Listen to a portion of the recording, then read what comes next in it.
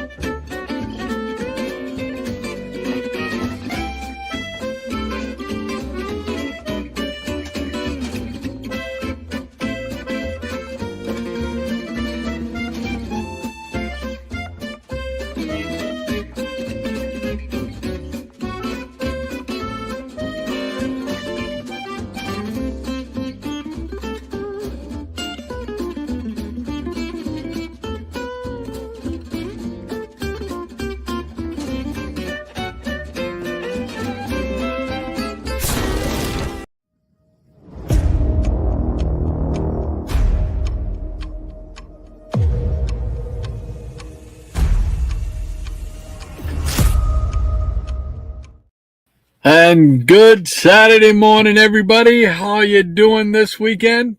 Hope your Saturday's starting off good. As you can see, I'm here by myself. Shannon is off on work assignment. The poor guy's got to work this week, but he's making extra money so he can buy some more comics and share them with us, hopefully next week. So we'll keep our fingers crossed. So I hope everybody's had a great week. Mine was kind of hectic. Woke up Thursday morning about 8 o'clock and felt like, hey, what the devil? It feels like somebody punched me right in the cheek here, and wound up, hurting throughout the day, and it kind of spread to this whole side of my face. And then yesterday, my wife says, come on, we're going to the urgent care. Went to the urgent care, and sure enough, there was it's like some a form of superficial cellulitis, and it wound up, my eye doesn't look quite as bad as it did yesterday. Yesterday, I looked like I went a couple of rounds with Mike Tyson. It's still a little puffy. But I've got to go. Once I'm done here, I'll be going to the drugstore and pick up some more antibiotics that they prescribed for me. So, but their concern at that time was that it would get in behind my eye, and that can cause you to have trouble with your vision and can make you go blind, they said. The doctor said. But luckily, they did a CAT scan and everything. Everything's fine. So just itches. Drives me crazy because I don't want to itch it because that'll, make it, flame up. But hey, we just so not only do you have to look at my usual ugly mug, now you're going to look at one that's all kind of beat up on one side. But we'll try and get through it. We'll be fine.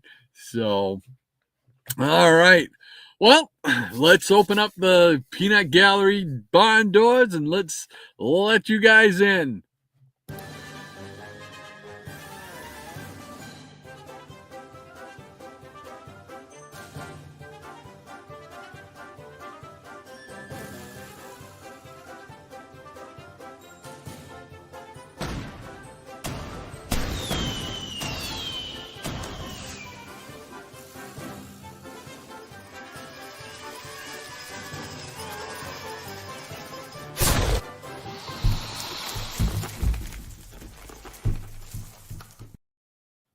And good morning to the Peanut Gallery. Great to have you with us all once again. Thank you for spending part of your Saturday with me. Appreciate it. And let's see here. We got to start this off like we always do, and that's with Anthony Perdue.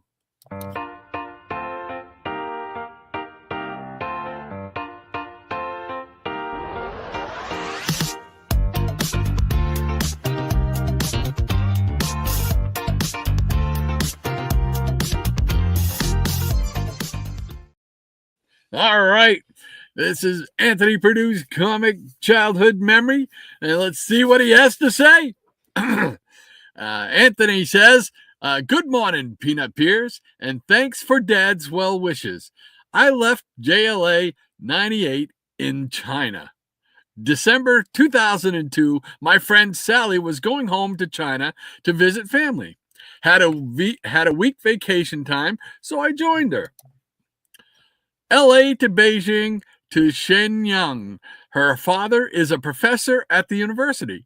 The family lives on a campus. I stayed at the campus guest hotel. TV set in the room had 4 channels, 2 Chinese, 2 British. 1 or 2 programs would watch. 1 or 2 programs would watch, then read some JLA before sleep. One snowy night, boarding a Christmas decorated train, Sally and I escorted her aunt and her cousin back home, except for Russian guy I saw on campus. I'm the only non-Chinese person in the city. On the train, everyone wants to talk to me, citizens and soldiers, so Sally interprets. Slice of life questions, nothing political. Over a PA system, 1950s to 60s country music is playing.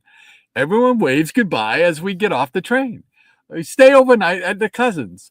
Her aunt and uncle are survivors of Japanese occupation. Hard lives welcome me. I keep thinking about JLA 98 and Sargon the Sorcerer, the ruby of life casting an aura around me against despair and misery. Shadows of Airboy's demonic nemesis looming over the land. On the bus ride back to campus, I see old and new buildings standing side by side. My week is over. Plane ride back to Beijing is slow. I missed my flight to LA. Luckily, a second plane is 15 minutes late, enabling me to get home. Relaxed, now I decide to again read JLA 98. Still in a hotel room. It's still in the hotel room. I left JLA 98 in China. Oh, no. Oh, tragedy. Oh, he says, whoops, I'm sorry. So he left it in China. Well, I'm sorry to hear that. It's a tragedy. I'm sure you quickly picked up another copy at some point, I would guess. But thank you so much for that childhood memory. I've never traveled really outside the U.S. except to Canada. I've got relatives in Canada. Used to run a dairy farm up there in Avondale, in New Brunswick, I believe, if I'm not mistaken. It's been a while. My Uncle Graydon and my Aunt B. That's right. I had an Aunt B, just like in Andy Griffith. And man, she could cook. She was awesome. They used to have 4 meals a day up there. Breakfast, lunch, dinner, and then at like 7 o'clock at night, they'd have like a little snack dinner where there'd be, some bread and jams and stuff like that. It was really good, man. I could get used to that. But, well, Anthony, thank you so much for sharing that childhood comic book memory. We always appreciate your stories. Thank you so much, my friend. All right. And we know what comes right after Anthony. That's right.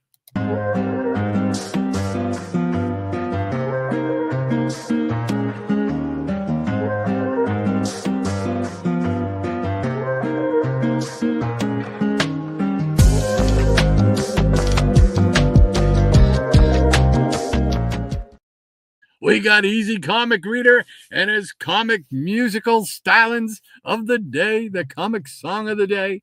This is going to be a challenge for me because when I was listening to the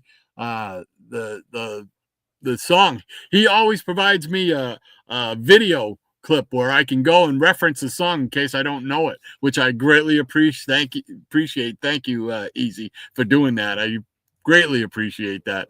But this has got a little 2-part harmony going, and so I'm gonna have to play all the parts myself. So I'm sorry ahead of time for any butchering of the song that may happen. But Easy says good morning to everybody, and he's giving a wave. He got the sunshine going to the tune of Mr. Postman by the Marvelettes. Cool beans. All right, so here we go. I'll give it a try. me. Oh. There we go. All right. Wait, oh yes, wait a minute, Mr. Postman. Wait, Mr. Postman. Mr. Postman, look and see. Whoa, yeah, is there a comic in your bag for me? Please, Mr. Postman. It's been a mighty long time, oh yeah, since I've added to this run of mine. There must be some word today from the cellar so far away. Please, Mr. Postman, look and see. Is that a package? A package for me. There we go. That's about as good as it's going to get. Hope I did you proud, Easy. And yes, I do have a package that came today in the mail. So we'll be able to do a little Mr. Postman unboxing today for a comic before we're through. So Easy, thank you once again for your musical stylings as always, my friend. It's always a blast, and they're always number one hits with a bullet. Appreciate it so much. Thank you. All right, and we know who's coming next. Whoops. Hold on. There we go.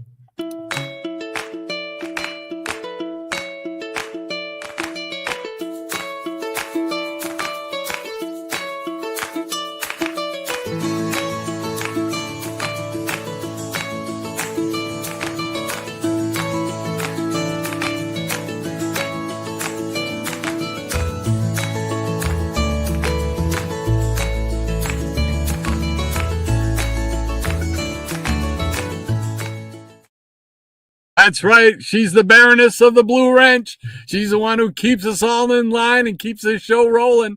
It's Miranya, Lady M. Great to have you with us once again, Lady M. Thank you so much for what you do, keeping us on the straight and narrow here. Let's see what she's got to say. She says, wow, what an interesting story as always, Anthony. I hope your dad's doing better. Absolutely, we do. And good morning to you and Teddy. That's right, Teddy. And I've got good news. Let's see here. Hold on a sec. I'll have that good news for you soon. She also says, ECR, great song as well. I can just hear Rod and Shannon trying to do that girl group sound. Yeah, there we go. How are you, Dolly, June, and Amos Moses doing today? That's right. And with that, we've just got to say good morning to the LOPP. So hold on. Let's put that right up on the board because I was able. I'm going to move that. There we go. I finally, as a result of my trips to the emergency room. Oh, when I went to the urgent care, and they found out they were worried about it getting into my eye and everything. They said, yeah, we can't help you. We got to send you right up the road. It's about 1,000 feet up the road where the hospital is. So they sent me up to the emergency room. And about 5 hours later, we get to, finally go home. It was like, I don't know, 8:30 or so before we got home, 8 o'clock before we got home. And, so I still had work to do on the LOPP stuff and a couple other things I wanted to get done.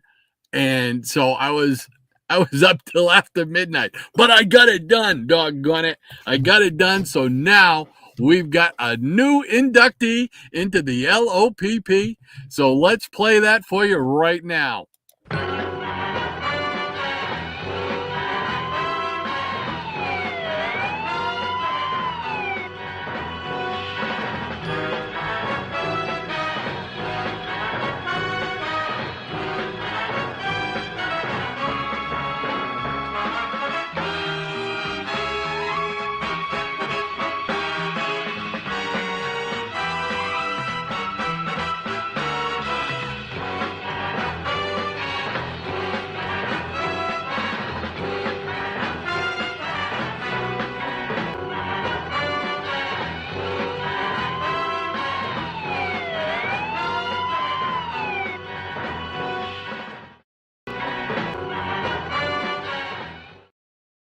And I just realized that I spelled Lemmy's first name wrong. There was an E on there instead of a Y, so I apologize to that. Under the mask, under the cowl of MS, and Lemmy Killmeister. Yeah, I love that name, Lemmy Killmeister. So we've got him inducted. He's officially into the LOPP. Welcome aboard. Thank you so much for allowing us to include him in the Legion of Peanut Pets. And Maranya says, good morning to Rod Shannon, the Peanut Gallery, the Nuts of the Day, the Foofs, the studio audience, and Maranya's Legion of Peanut Pets. There we go. Got them all in there. Thank you so much, Maranya. Appreciate that. What else we got going? We got Eric K. How you doing, Eric? He says, good morning, everyone. Rod, I hope you're feeling better today. Thank you, sir. Appreciate that. I will be watching on the replay as I am headed out to an antique show for a little bit. Oh, well, good luck at the antique show. Hopefully you'll pick up a couple of good little comics, hopefully. So, yeah, Eric, I sent Eric a picture from the emergency room last night, where you can see I looked like I was beat up or something. Oh, yeah. So he knows how much fun it was last night. So I appreciate that, Eric. And hopefully you'll see this on the rerun. Appreciate it, my man. And Maranya says, good morning to Eric. I hope you, Ozzy, Harry, Annalie, and Martin are all doing well. Had some fun at the antique show. Yes, sirree. And Eric K says, my four-legged kids are doing well. Thanks, Maranya. That's good to hear. Good to hear. And I am one of us. Hey, I am one of us. Thank you so much for spending your Saturday with us once again. He says, hello, good morning, Rod and Shannon. Hello to all the Peanut Gallery. Thank you so much, sir, for spending part of your Saturday with us once again. Greatly appreciated. Hope your Saturday's going well. And we got Werewolf by lunchtime. How you doing, Werewolf? He says, I may pop in for a chat at halftime. Have a great show, guys. Well, thank you so much for stopping by. Appreciate that, Werewolf. Take care. And Maranya says, good morning, I am one of us. Werewolf and Rico. There we go. I am one of us. Says, hi, Maranya. Eric K. Werewolf by lunchtime and ECR. And Maranya says, starting on time. What is this, and what have they done with Rod? Well, because I didn't have anybody to talk to going before the show, so I had nothing to do but go on time. So usually I wind up, I get gabbing, I get talking with Shannon, and next thing I know, I'll look and I'm like, oh man, I forgot.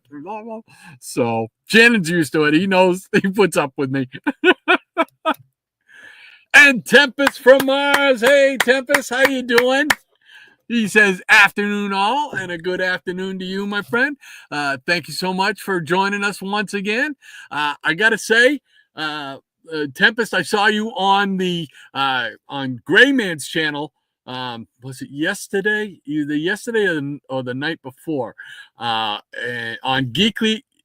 Geekly Weekly or Weekly Geekly, I can't remember how it is, where there's a panel on there, and you showed this cool toy, man, this cool action figure thing.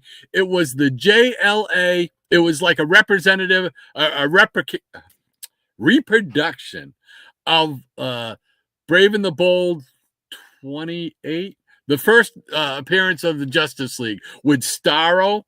And it was like a giant like toy, but it lit up and everything. That was one of the coolest toys I've seen in a long time, man. Where did you get that from? Who made it? I want to know, because that is super cool, man. It was so cool. I was so psyched. I'm like, I played your bit back probably about 5 times so I could see that thing. It just looked so cool. I'd never seen that anywhere before. But it was so neat. So, but thank you so much for hanging out with us again. Appreciate it. And we got Triple C. Rob is in the house. How you doing, Rob? He says, good morning, everyone. The thumbnail for today's show made me happy with my old pals, Heat Miser and Cold Miser. Yes, I remember when that show first appeared on TV, 1974, I believe. I was in 2nd grade. I love that show. I always loved those characters. And the little song, all the songs from those shows I love. And I wish they probably do have them on a CD or something. I just never really, chased it down or whatever. But I love those songs. I'm Mr. Heat Miser. I'm Mr. Sun. Doo-doo-doo. I love those things. I mean, you're right. They take you right back to when you were a kid. And, back then, there was no cable really to speak of. So they were on network TV, and they came around once a year, Christmas time, and it was appointment television. And if you didn't see it when it was scheduled to go, man, you have to wait a whole year to see it again. So all those shows were appointment television as a kid. All the Peanuts ones. Remember the Peanut cartoons. Like Charlie Brown Christmas and stuff like that. They were brought to you by Dolly Madison Cakes. So, absolutely, good. That's exactly what it was intended to do. With that was to evoke those memories in all us old folks that remember those as kids. So I hope everybody enjoyed that. Thank you so much, Rob, for hanging out with us once again, too, man. And Higgy Pop is in the house. There we go. We got the bell. Higgy Pop. He's saying, hey there, Peanuts. There we go. Great to have you with us, Higgy. He says, hi, Hot Rod. What's happening?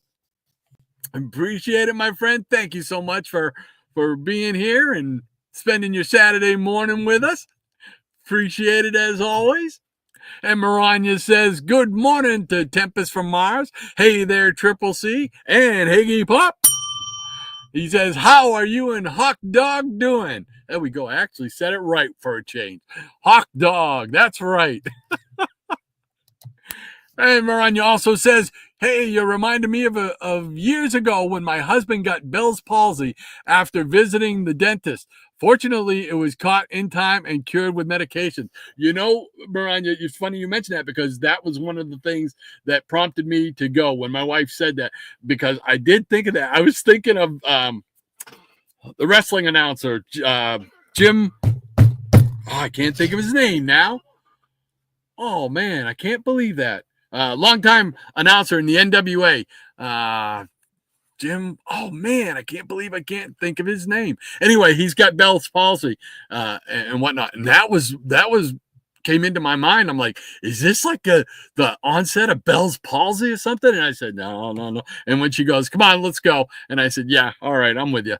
So, but yeah, so hopefully they said, I've noticed a difference just in the intravenous antibiotics that they gave me yesterday at the emergency room. Within like an hour to an hour and a half, the swelling had gone down considerably and everything. So, but I'll just have to go pick up the rest of the meds when I get done with the show today, and we'll be hopefully on the way to recovery. So thank you so much, Mariah. Appreciate that. Excuse me. It's a little dry down here. And the professor is with us once again. Hey, Eric Brain.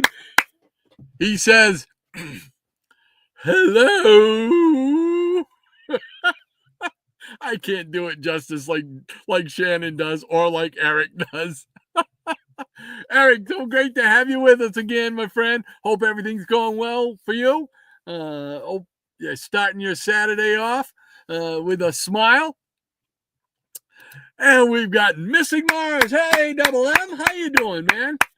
He says, hello, fellow comic book junkies. That's it. That's what we are. We are comic book junkies without a doubt. Great to have you with us, sir. Appreciate you spending your Saturday with us again.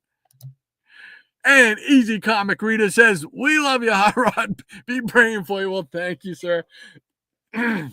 Hopefully, like I said, it's just, just one of those passing things, but it was just kind of weird, It's like, wow, how does that even happen, But they said when I shaved, I nicked myself here, and they said all it takes is, it could be anything, you put on a hat or a pair of sunglasses or something and it has some kind of bacteria on it or something, and it can get in there, and that's what probably caused it. So it's like, holy mackerel. So, but we're on the road to recovery. Thank you so much, ECR. Appreciate it, man. And Michael Taylor, hey, how you doing, Michael? Great to have you with us as always, sir. Thank you so much for spending Saturday with us. He says, hello, Rod and the Peanut Gallery. And a big hello to you, sir. Hope everything's going well. And the Professor Eric Breen says, going to a con tomorrow. Oh, I'll be wearing my CBM shirt to see if any of the comic nerds in Daytona recognize it. Probably not. Probably not, but I appreciate the effort and the representation, my friend. Thank you so much, and good luck at the con. Do you have anything in particular that you're hunting down? Always curious to know what people are collecting and why they're collecting it. So I'm curious to know if you've got your want list, your hunt list, your target list, and what's on the list. What are you looking for? Well, let me know. And Comic Book Collecting Quest. Hey, man, great to have you with us once again. Thank you so much for joining us. He says, good morning, everyone. Get better, Rod. Well, we're going to do that, sir. Thank you so much. Appreciate that. We're, like I said, on the road to recovery. So we'll take it any way we can get it. So thank you so much for hanging out with us again, though. We'll greatly appreciate it. And Ian and Becca Comics. Hey! Now, I think that you guys are Pizza Rat and Beck, right? Beck Neptune, if I'm not mistaken. You going by a different name today? They say, hey, everyone. Yeah, that's them. I'm pretty sure. My eyes are pretty bad, so I'm squinting down here for the thing. Thank you so much for joining us, man. Appreciate it, as always. Great way to start your Saturday. Hopefully puts a smile on your face. So, thank you so much for hanging out with us. They say, hey, everyone. He says, by the way, there we go. If I'd have just looked one more comment, I would have answered the whole thing, right? Oh, they say, by the way, this is Pizza Rat and Beck Neptune. We just made it, Ian and Becca. I like it. Very cool. So great to have you with us. I hope your Saturday's going well so far. And we got Lead Paint. Hey, Greg, how you doing? He says hello to everyone, giving a big wave to everybody. Hope your Saturday's going well as well. Thanks for hanging out with us once again. And hey, Night Tiger. Hey, wow. Thanks for joining us, Night Tiger. Appreciate it, my friend. He says, what's up, comic book junkies? I always consider Night Tiger like one of the kings of Golden Age, man. He's got so many Golden Age stuff I've never ever seen before that he shows on his channel. If you get a chance, check out his channel because you won't be disappointed. A lot of cool comics on there. So thank you so much for hanging out with us, man. Appreciate it. And we got Ranger Sly, our neighbor to the north. How you doing, Ranger? All right. He says, good morning from Canada with maple syrup on top. There we go. That's how we start a Saturday. Some maple syrup on top. Ranger, great to have you with us, man. Hope everything's going well up there. I hope it's a little warmer than it is down here today. I'll tell you that, because it is. Last night was cold. And we got our first snow a day or two ago. And I've had enough already. So it didn't amount really to anything. It didn't stay around, but it was just too much. I'm not ready for winter. But Ranger, thank you so much for hanging out with us on this Saturday morning. Appreciate it as always. And Ian and Becca says, woo, Easy. And Easy got a big old smile on his face. There we go. Mike Taylor says, I saw an early Woody Woodpecker cartoon this morning. His original look, he looked quite a bit different. The top half of his body was, lankier. His beak was longer and straight, and his hair was straight up. I remember his hair was straight up. I didn't remember the other things, but I do remember his hair being straight up, because when you see it, you're used to, all of us are used to, we grew up with the Woody Woodpecker cartoons and stuff like that. But those early ones, yeah, I remember that. Very cool. Very cool. Where did you see that, Michael? I'm curious to know where you saw the early one. Was it on YouTube or was it on a cable channel? I'm curious. Michael Taylor says, no curl to it. Yes. Yep. I remember. And Comic Book Collecting Quest says, sounds just like the Beatles. Oh, you are way too kind or deaf. One or the other. I'm going to go with too kind. Thank you so much. I appreciate that, Comic Book Collecting Quest. Thank you so much. And Easy Comic Reader, he's giving us the clap right there. He says, you did it again, brother. He smiles. Oh, well, thank you so much. I appreciate it, Mike. I really do. I just have fun doing them. I do. I have fun doing it. It's funny because, I tell you all the time, I go in, when I'm in my car, I got to have my Spotify playing, and I'm just singing along with the radio, all the time. And I know I couldn't carry a tune in a bucket, but I don't care. I don't let anybody kill the dream. So, and my kids let me know all the time, Dad. But thank you so much, Easy. Appreciate that, and appreciate your musical stylings, your creativity, man. Thank you once again. Greatly appreciate it, my friend. And Michael Taylor says, bravo, ECR, and bravo, Rod. Well, thank you, Michael. ECR deserves all the credit. All I did was try to blow some air out my larynx. And Eric Green says, Beatles, maybe. Yeah, there you go. Yeah, exactly, Eric. You are right. And I wholeheartedly agree. Ranger Sly says, bravo, Rod. You would have made a good Marblehead. Well, thank you, Ranger Sly. I appreciate that. I really do. I'm not so sure the Marbleheads would feel the same. But thank you so much. You are too kind.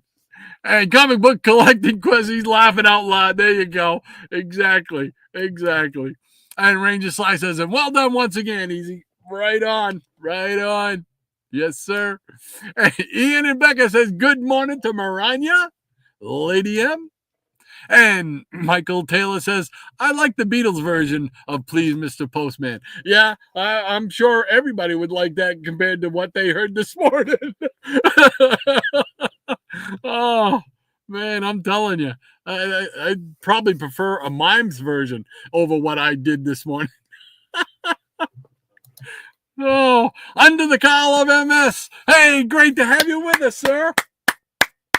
Thank you so much for joining us. He says, morning to all the nuts. Hey, and I hope you were here earlier. We did induct, now I can't, I'm drawing a blank. Oh, Lemmy Kilmister.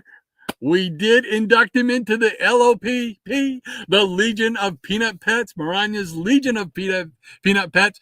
So, we did induct him. Let me know you didn't see that, if you didn't see it, we'll run it again so you can enjoy. You and Lemmy can enjoy being inducted into the Legion of Peanut Pets. So let me know. Great to have you with us, man. Michael Taylor says, hi, ECR. Bravo. Yes, sir.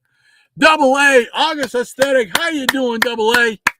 He says, I remember there was a female group doing Mr. Postman too, Michael, but I don't remember their names.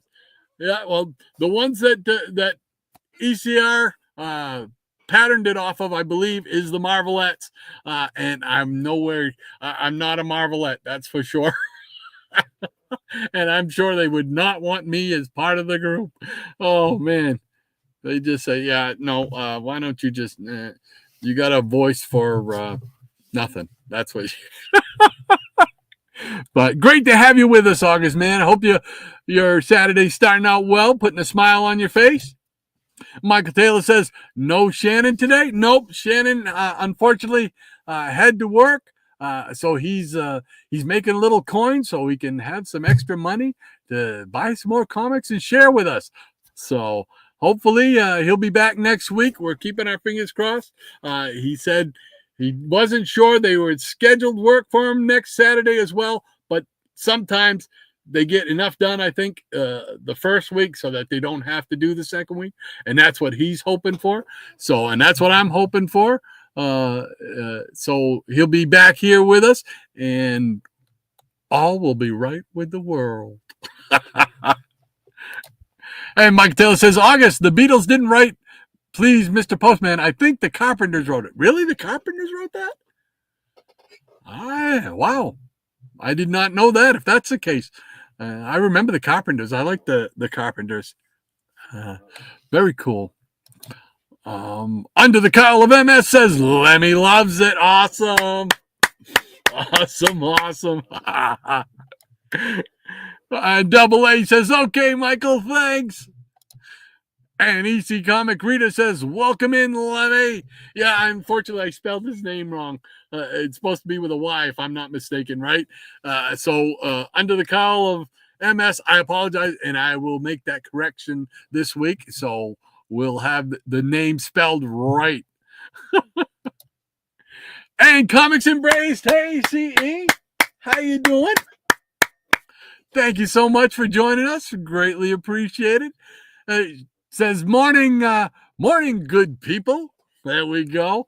Thank you so much, and a good morning to you. Hope your Saturday's going well so far. Keep hanging on with us. We're going to show some comics. And Maranya says, hello to you, Eric. Double M, how are you? And Ludwig. Good morning, Michael, CBCQ, Pizza Rat, Becca, and Sukra. And good morning, Lead Paint, Night Tiger, and Ranger Sly. Got them all in there. There we go. Mike Taylor says hi to Maranya. Double A, he says top of the morning to you, Rod. Thank you so much. Double A, top of the morning to you too, sir. And Maranya says good morning, August, and Comics Embraced. Ranger Sly says howdy, Maranya. Double A says, top of the morning to you, Lady M2. There you go. And Graphic Man, hey, Micah. How are you doing? He says, hello, Rod. That's a great-looking savage fist of Kung Fu behind you. Oh, got a duck? Oh, okay, you mean the book. I thought maybe, there was somebody back there going to, wow. But, yes, sir. I picked that up in a lot not too long ago. Specifically for that, and there was the back in 74, 75, somewhere in there, Marvel did a lot of giant size square bounds that weren't annuals, but they were just books, and one of them was Master of Kung Fu, and that was a hard one for me to find. I couldn't find it anywhere, and it was part of that group, so I picked up like 5 books. And it was one of them was that and the giant size one. So those 2 books I really wanted out of that group for my collection, because I'm trying to collect as many of the Marvel Treasury editions and the DC limited editions limited collector's editions as I can. I'm not going to get them all because there's some that I really don't care to have in my collection. Is just they're not my cup of tea, but that's fine. I'd like to pick up the superhero ones. So yes, keen eyes, sir, keen eyes you have. And thank you so much for hanging out with us, Mike. I appreciate it, my man. And Night Tiger Comics says, good morning, Rod. I'm happy to finally be able to see your show. Well, we're happy to finally have you on. How's that? Great to have you with us, Night Tiger. Hope everything's going well. And like I said, if you get a chance, definitely check out his channel. Excuse me. Check out his channel. I mean, he does silver and I think he still do a little bit of bronze. But man, his Golden Age collection is phenomenal. I mean, just phenomenal. I love seeing the old stuff because I know I'm never going to be able to afford it, but I can look at it. Even though I know Night Tiger always says, no, you can find it if you look. You got to do your due diligence, and you can find some cheap Golden Age. But there's just still so much Bronze Age and Silver Age that I'm trying to get that I just can't go down that rabbit hole just yet anyway. So, but thank you again for hanging out with us, Night Tiger. Appreciate it, man.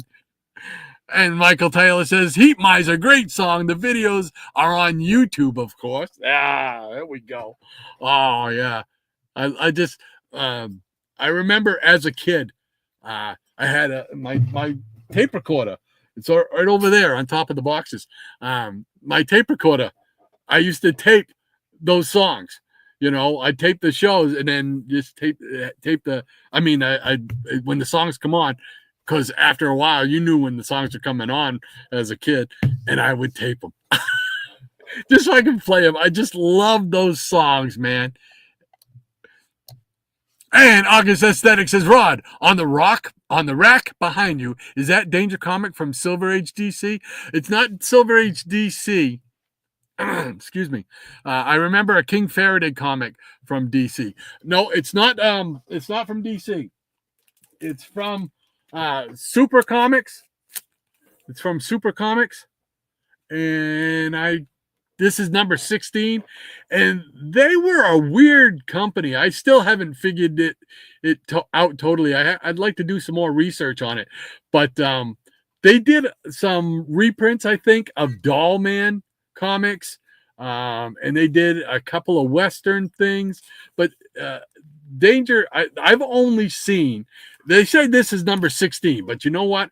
I've only seen maybe 4 issues of this series, Danger.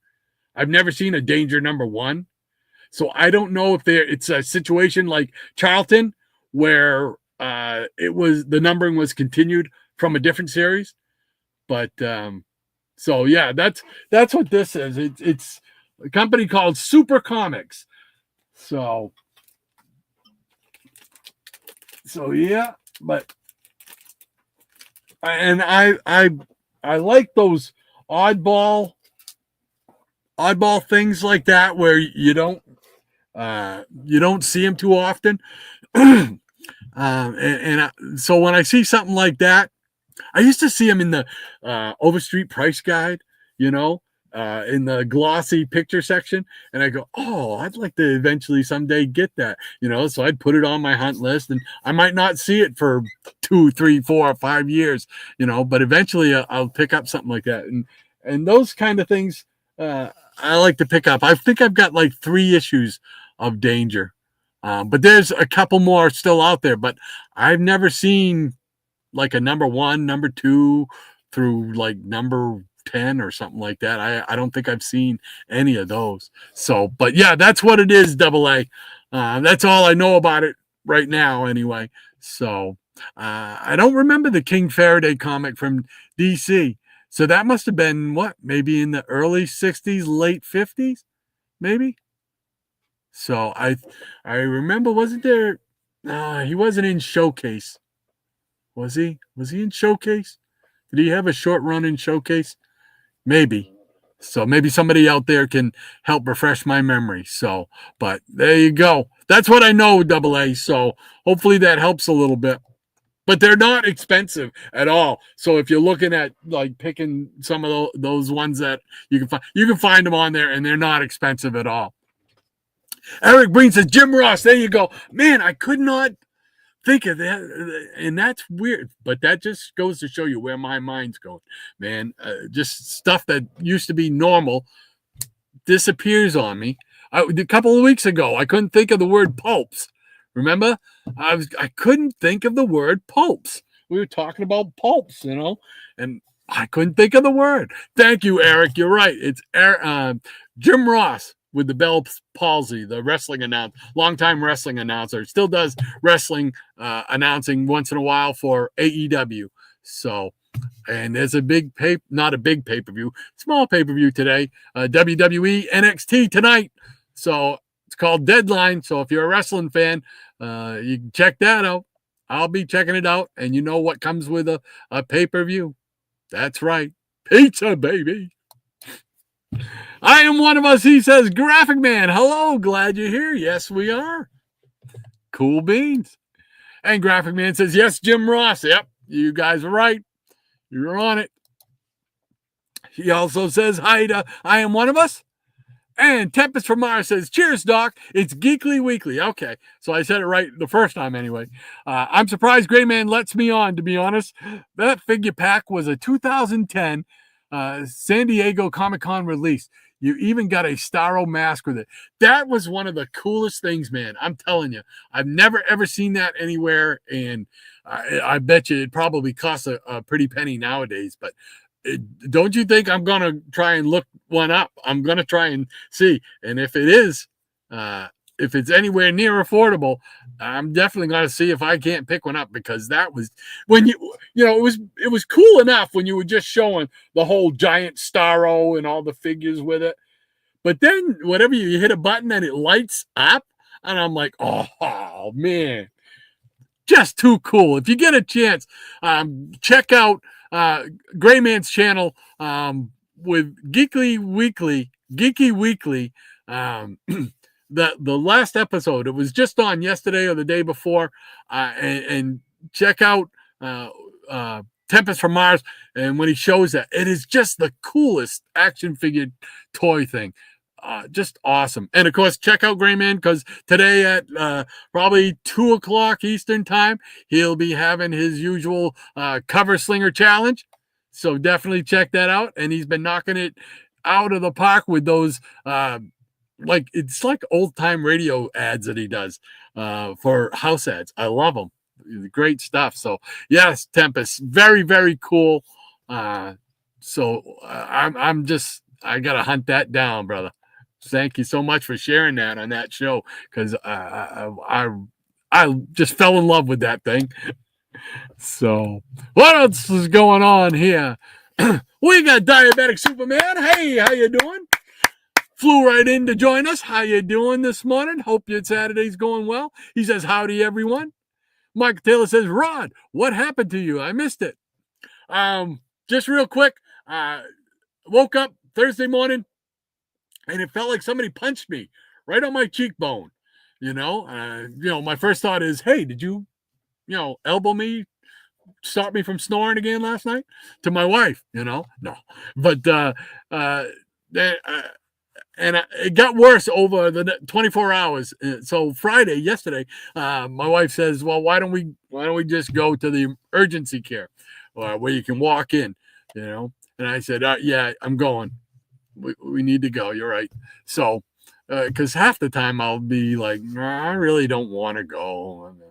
But on this, and it was because somebody mentioned earlier about the Bell's palsy thing. And I'm thinking, geez, is that the onset of Bell's palsy? And so I said, yeah, let's go. So my wife drove me over to the urgency care. They weren't sure exactly what it was. They thought it might be superficial cellulitis, but they said where it was close to the eye, they were worried about it affecting my eye, and it can cause blindness. So they said, we're going to send you right up the road, 1,000 feet up to the emergency room at the hospital. So, and the emergency room there, those folks know me. I've got my own suite there, So they just, oh yeah, come right in, Mr. Knowles. Yeah, come on in. We haven't seen you in a while. How you been? So and come to find out, that's what it was. Is just like a superficial case of cellulitis, and what it does is it causes like itchiness and swelling of the skin, the derma tissue there, and so they gave me some intravenous antibiotics. Within an hour and a half, I had already noticed a great difference. So already on the road to recovery. When I get done here, I got to go to our local CVS store, which is the drugstore, where we get our meds, and pick up some more antibiotics from them. And we'll be on the road to recovery. Yeah. So there you go, Michael. That's the quick update, the Reader's Digest version, sir. So, but we're doing fine. We're doing fine. No threat to the eye, they said, which was great. Graphic Man says Eric Breen is looking for romance books drawn by Gil Kane. he throw up looking green in the gills there. Oh man. August Aesthetic says, greetings, Graphic Man. I enjoyed when you showed all those paperback books. I think many were from Ace Books. Very cool. Yes, sir. Eric Breen says, if only. Hey, Maranya says, good to see you, Micah. Hey there, Diabetic Superman. How are you and Shadow doing? And Ranger Sly says, weather report, Rod. It's a little frosty, but it's December in Canada, so it's expected. I hear you. I don't know how you guys do it, because we get enough of a winter down here. We get probably about 4 to 5 months of winter at some points, and that's just way too much for me. I don't know how you guys do it. Obviously, you have a lot longer of a cold spell, I would think, than we get down here where I am in New England. So, but man, I'm telling you, I need to go to like Arizona, where the dry heat and snow is just a rumor there. That's where I need to go. He also says, dang, correct. No, I had you back, Ranger. I had you. Frosty, I got you. And Maranya says, we had a dusting of snow the other day. It's 35 degrees and partly sunny now. Did I bring... Hold on. What is the temperature out here today? Let's see. It is currently 31. The high today will be 35. And it is partly sunny, partly cloudy. So that's your local weather report. So hopefully I'm longing for those 80-degree days already. Mike Taylor said, Rod, it was on Me TV. They show very cool and rare cartoons. Oh, okay. Is that the guy that's on in the mornings? He does that, the cartoon show in the morning, shows Popeye and stuff like that. I don't get a chance to watch them too often. I should just record that show, though. So, cool beans. Thank you, Michael, for that. Appreciate that. And Michael says, I must have seen that look before. Don't remember, though. All right. Missing Mars says, Shannon. Yeah, Shannon is on work assignment. He's working this weekend, so he wasn't able to make it. But instead, he's making some money to buy some more comics that he can share with us on here. As I've been saying, cool beans. Thank you for asking, Missing Mars. Maranya says, Ben Bugs Hardaway did the original design for Woody Woodpecker. He was also known for the original designs for Bugs Bunny and Daffy Duck. Oh, I'm not familiar with that name. So, dropping facts this morning. Thank you very much, Maranya. Cool beans. I did not know that. Higgy Pop says, by the way, Maranya, Hawk Dog is doing great. Thanks for asking. Good to hear. Mike Taylor says, right, the Marvelettes wrote it, then the Carpenters did their version, then Beatles. I always like the Beatles version, faster tempo. Oh, cool beans. I don't know if I've heard the I must have heard that somewhere along my lifetime. And Robert Harrison, another neighbor to the north up there in Toronto. How you doing this morning, Robert? He says, the Carpenters did not write Mr. Postman. I couldn't tell you who wrote Mr. Postman. I do not know. But the Carpenters, for me, the Carpenters, I remember the Carpenters more in the 70s than in the 60s. So I don't know when, I couldn't tell you if they were around in the 60s, maybe late 60s. I don't know. Ranger Sly says, howdy, Robert. Miranda says, good morning, Robert. And Comics Embraced, how you doing? He says, all my favorite YT peeps are here. Love this community. Hands yellow, heart red. There you go. There you go. Great to have you with us, CE. Eric Breen says, Governor of King Phi, Rod. We've been over this. Sorry. Yeah. Governor, I should have said Governor of Kung Fu. You are correct, sir. They're gonna take away my card from me. You are so correct, Professor. I apologize. I will get this right. Diabetic Superman said, Mr. Postman by Willie Lumpkin and the Marvelettes. Yeah. I probably, Willie probably could sing better than I could, but you're absolutely right there. And Jay Lucian, hey Jay, how you doing, man? Thanks for stopping in. He says, good morning, Rod, and morning, Peanut Gallery, and good morning to you, Jay. Hope your Saturday's going well. Miranda says, good morning to Jay. Robert Harrison says, written by Holland Gorman Bateman. Okay, see, I did not know. I couldn't tell you most of the time who writes the songs. So, but thank you for that knowledge there, Robert. Appreciate it, my friend. Double A says, oh yeah, Mr. DS. I remember Willie Lumpkin played by Stan Lee. Took 20 takes before he got it right. And Michael Taylor says, very cool, Danger 16, Rod. Well, thank you, Michael. It's, like I said, just one of those oddball titles. It just one of those things just piques my curiosity. It's like, I really want to know. I haven't been able to hunt down any other covers other than like the same 5 issues. It's weird. So I want to know. Robert Harrison says, hi to Ranger Sly. Double A says, if you were able to get that Danger comic, Rod, then I'm sure you'll get Rex the Wonder Dog someday. Yeah, that's on my hit list. I want to have a Rex the Wonder Dog in my collection. I will someday. I keep an eye on it. Robert Harrison says, good morning to Lady M. And Michael Taylor says, Rod, careful. Captain Crunch may mistake your comics for cereal. I'm watching him. I gotta keep my that you notice that's why I always got Adamant right there together with him. So Adamant can kind of keep him under control because sometimes the captain, Robert Harrison says, my first plastic bags I got from the fruit section of Lobau's, and the backing boards were cereal boxes cut up a long time ago. Really? Oh my gosh, they just cut up cereal boxes and that was the backing board. Wow. That's fun. I have gotten one like that once from an eBay seller. So, and Marina says, Captain Horatio Magellan Crunch would never do that to Rod's comics, Michael.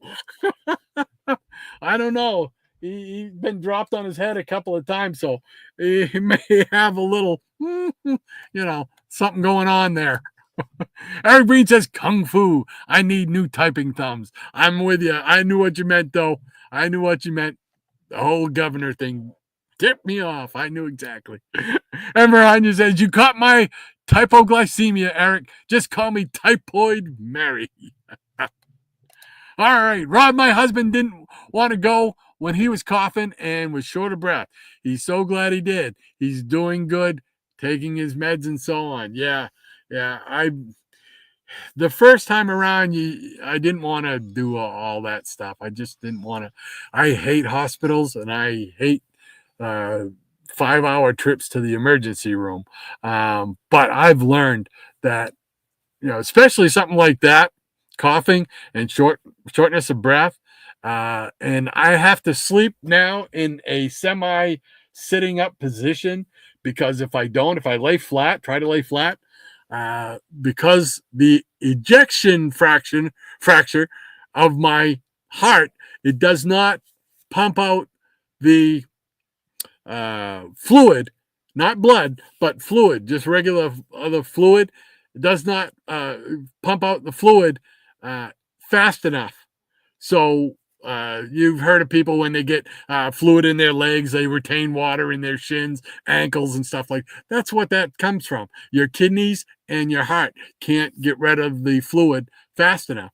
So it can accumulate in your lungs and in your heart. I had my lungs and my heart half filled with fluid about a year and a half, 2 years ago. I personally didn't think it was that bad, but the doctor came in and asked the assistant, and this kind of woke me up. She goes, "How come he's not on a respirator?" And I'm like, "Woo, respirator? Whoo, no, thank you." So ever since that, I heavily monitor. Believe me, I'm always I call it taking inventory.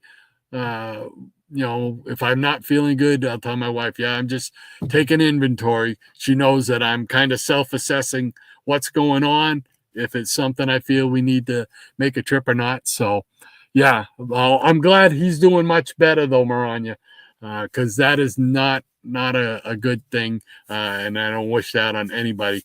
It can turn south so quickly. So that is good news that he's doing much, much better. We hope he's on a continued path to recovery.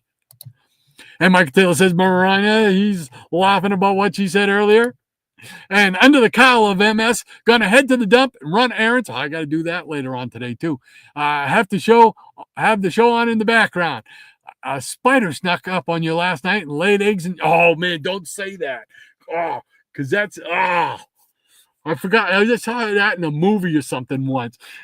We'll see them hatch in a few weeks. Oh, and it's like those kind of things do, flash through your mind. It's like, geez, is it something? Did something bite me? And we have brown recluse spiders up around this way, and where I deal with a lot of wood because that's what we heat with. I'm constantly bringing in wood every day, and spiders could come in on the wood, and they get in the house. They find you and, take a nip out of you. And that's what I told them. I wasn't sure if that was the cause or what. But they said they looked and they could not find a spider bite anywhere. So they didn't feel it was that. And then they did all kinds of toxicology and blood work on me and stuff like that to find out. So, yeah. No, thank you. No, thank you. I don't need that. Graphic Man says, hello to Double A. Maranya says, take care, Kyle and Lemmy. And Mike Dill says, wow, Rod, felt a punch to the side of your face. That's unusual. Great to hear you're okay. Yeah, it just felt like somebody whacked me one right there. Just right on the cheekbone. Right on the cheekbone. Diabetic Superman says, we're doing fine, Maranya. Thanks for asking. Cool beans.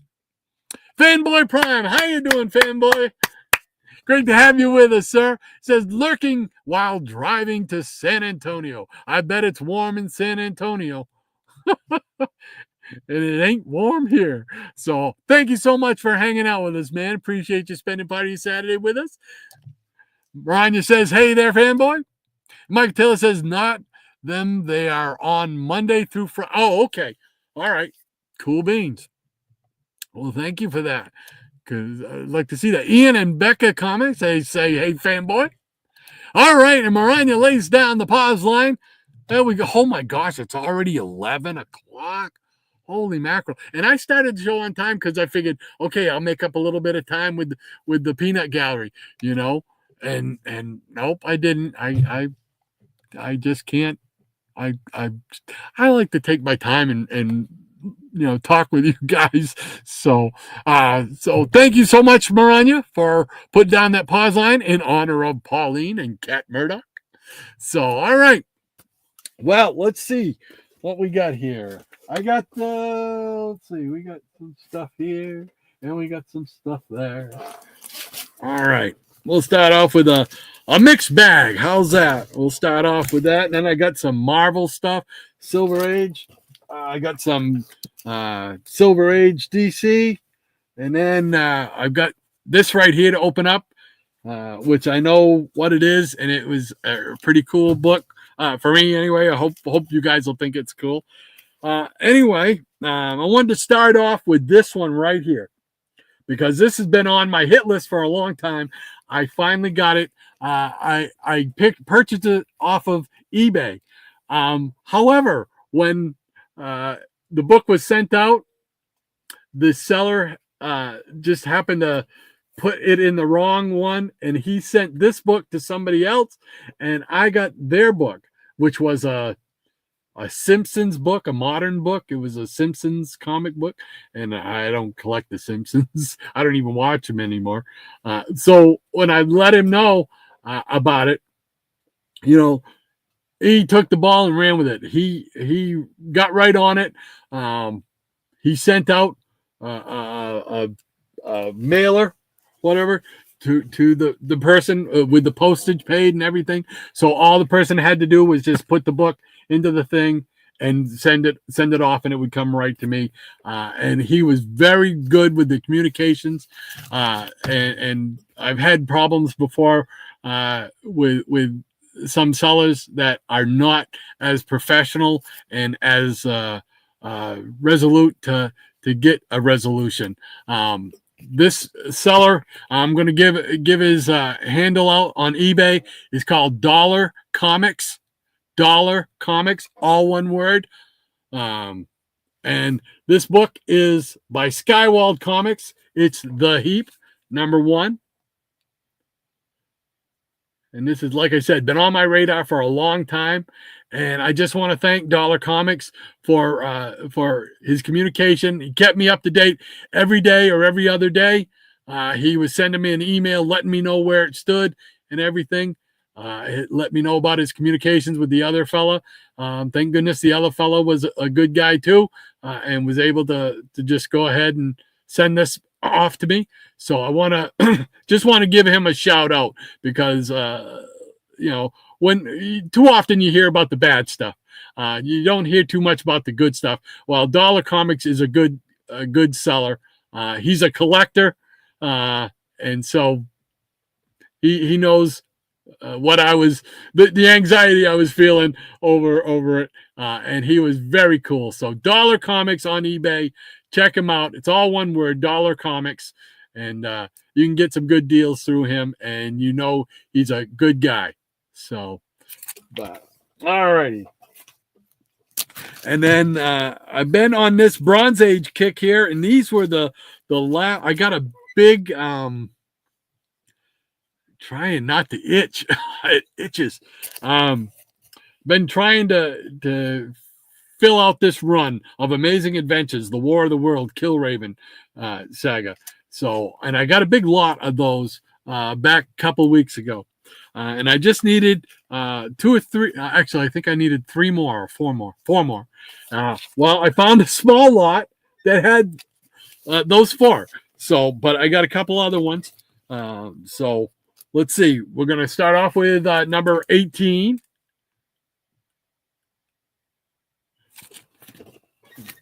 And then number 19. And I have not read any of these stories. It wasn't on my radar when I was buying in the, as a kid during the Bronze Age, because I was pretty much the superhero collector. Here we go with number 20. So I did not collect a lot of the horror stuff. I didn't collect a lot of the sword and sorcery stuff. Simply because I had my hands full just trying to collect all the superhero ones that I wanted. Here we go, number 21. This is one that I needed.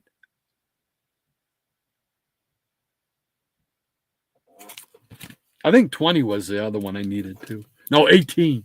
No, 18, 19, 20, 21. So I think these are the two that I did have already from the other one. But these might be actually better condition. So here is number 22.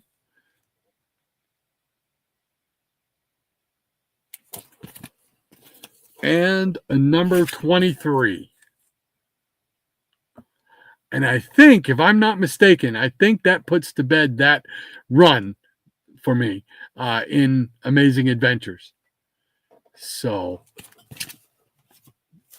I was psyched to get that. And here's another one of those oddball things. I don't know how many of you have collected these out there, but Marvel, because it's basically Marvel propaganda type of thing. It's Marvel Age, is number 1. And I collected them all. I bought them all when they came out off the rack. And I had a number 1 and number 2. And I wound up selling this. I can't remember why I sold it. But I sold it and got a decent amount. Because I'm looking at it and like, it ain't no big deal. It's not like anything, type of thing. But for some reason, it was big. But then then it drives you crazy with that collector's gene, right? When I go through and I'm like, oh man, I've got all of them but number 1. So I had to go and find another number 1. And now they're back down to, extremely cheap. But I picked up this one and I picked up this one here because I think mine was a little beat up, my number 2. So I picked those 2 up. These are probably about 2 weeks old, maybe 2 to 3 weeks old. Then I picked up, I've slowly been making inroads on this, A Man Called Nova. This is number 3. There's a couple of these Bronze Age series that I used to have and then gave them to my friend, a childhood friend who wound up moving to Florida way back in the 70s, late 70s. So, and then this is one that I've been wanting to get. And it's Frankenstein Monster number 9. I'm trying to put together this run, but whenever Dracula or the Wolfman crossover with Frankenstein or vice versa, it's a big money deal. So, but I've been looking for one of these, and this is in real nice shape. So I'm psyched to get that one. And then we dip back into the old collection here. We got some more Skywald. We got Butch Cassidy, number 1. Some oddball stuff. We got Jungle Adventures number 1 with Zangar.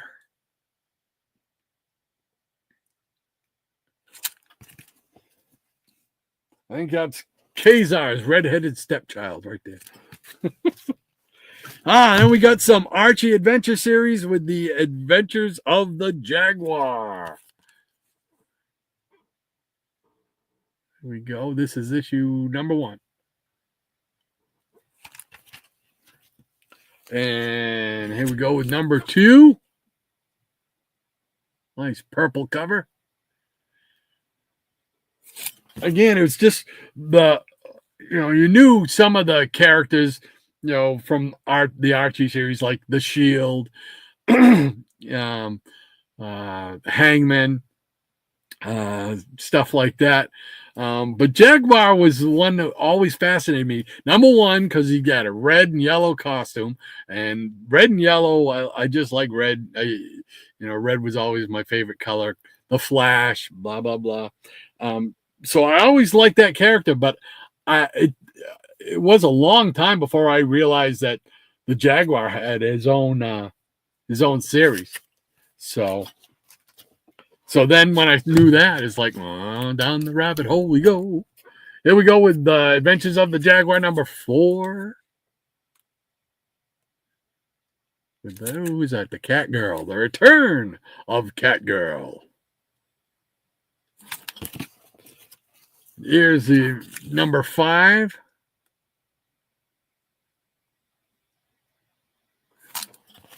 Whoop. Hey.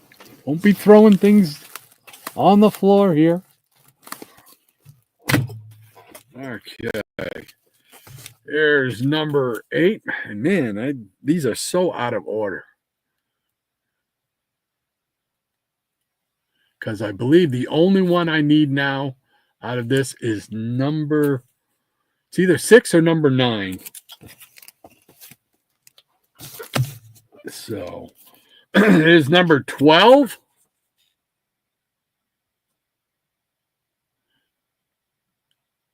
But I just like these, and you've heard Shannon and I talk about it because we're both of the same, cut from the same cloth as far as a lot of our collecting goes. Just these oddball, lesser known characters, and just love to pick up their stories and learn about them. Which number is this? It doesn't have it even on the cover, and I don't have it on the back. Okay, so I'm not sure which one this is.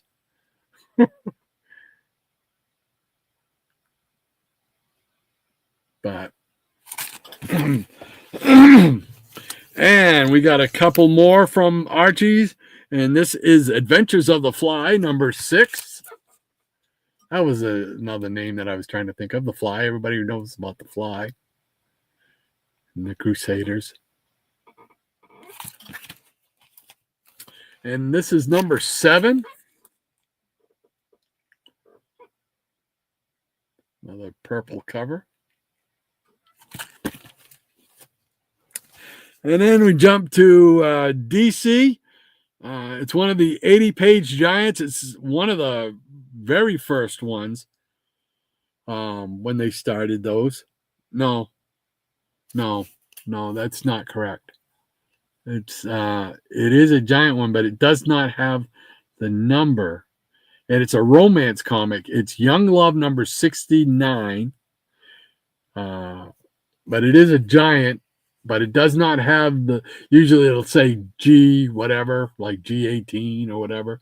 And it doesn't even have that. And there's something I cannot remember off the top of my head. There's something about this issue. I know it was a fairly expensive issue in a good grade. This one here is beat up. It's got a rip across the front here a little bit, and got a big crease here and everything. But it's all together. It's whole, and I needed to have this in my collection, and it also has a date stamp on there. So it's Young Love number 69. I think they've reprinted this in like a facsimile a while back. But this is not a facsimile. This is the real deal. And then just to round things out, this is, to me, I was going to say it's a modern book, but it's not a modern book. I'm looking to see if I can find a date on these. 91, probably somewhere around 91, I think. I'm a big fan of the paperback adventure series called The Destroyer. And this is a comic book series that Marvel did. It's a 4-issue one, and of course I've only got 1 through 3. I couldn't find number 4. But here's number 1. And a friend of mine got me reading these things. And then it's like, of course, what? He's got like 70 books out? The collector in me just went, no, down the rabbit hole. So I had to go and pick up a good portion of those first 70 books. Just the collector in me, and I got to read them from the get-go, the very first stories of Remo Williams, that's the destroyer, and Chun, his the master of Sinanju, or the governor of Sinanju. The governor of Sinanju. There you go, Eric. I remembered. So it's a really, really fun series. You guys have probably seen the movie in the 80s, which I remember reading about it in like preview magazines and stuff like that. And I couldn't wait for that movie to come out.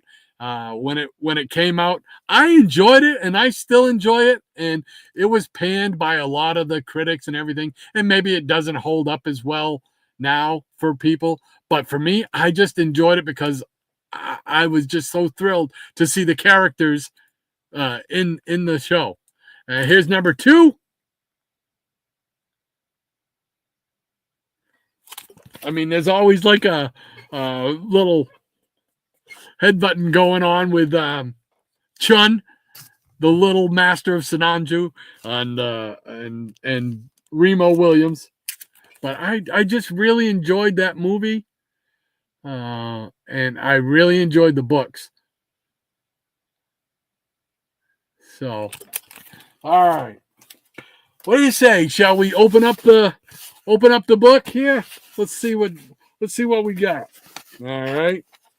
I did all the cutting, so we don't have to waste a whole lot of time with any cutting or anything like that. Oh, there it is, baby. There it is. Okay. This is another one of those lesser known DC characters that I'm trying to get his appearances because I just love these oddball characters, and this guy fits right in. You don't see him too often anymore.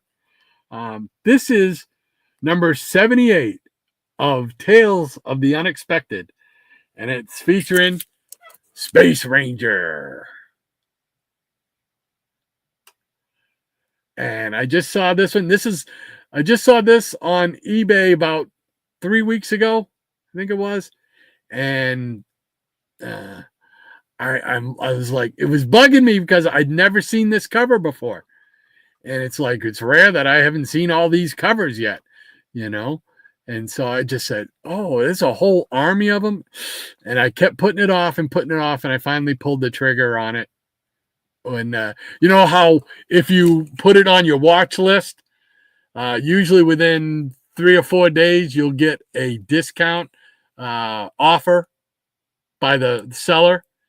And it was enough to say, all right, I'll take it home. So very, very cool indeed. I want to open it up. Let's open it up. And you know what? This guy, he does the I call it the captain's loop, because Captain Strangelife was the one who I saw do this first, where you actually make a little loop with your tape, so then you can, just do that. Usually I put the loop down at the bottom on the back, but I'm going to take this out, and I'm going to take that tape off because I don't want to risk that. But I like the fact that he did the loop on there. So, I mean, it's real in great shape. It's solid.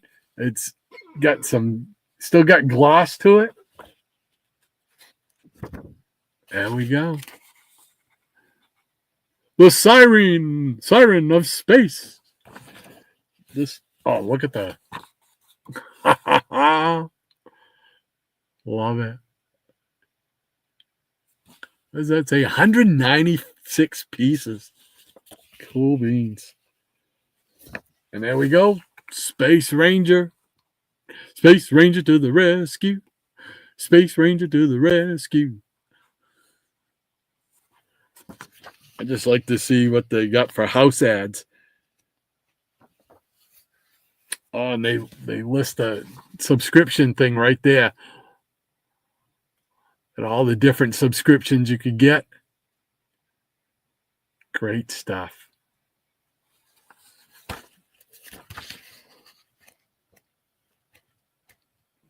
take a glance through. Oh, there we go. Giant size Lois Lane house ad. Cool beans. Let's see if there's any more house ads. Yep, there we go. We got another house ad with a giant size Superman and Batman. Love it. Just very cool. And it just, so I'm very, very happy to add this to the collection for the Space Ranger run. So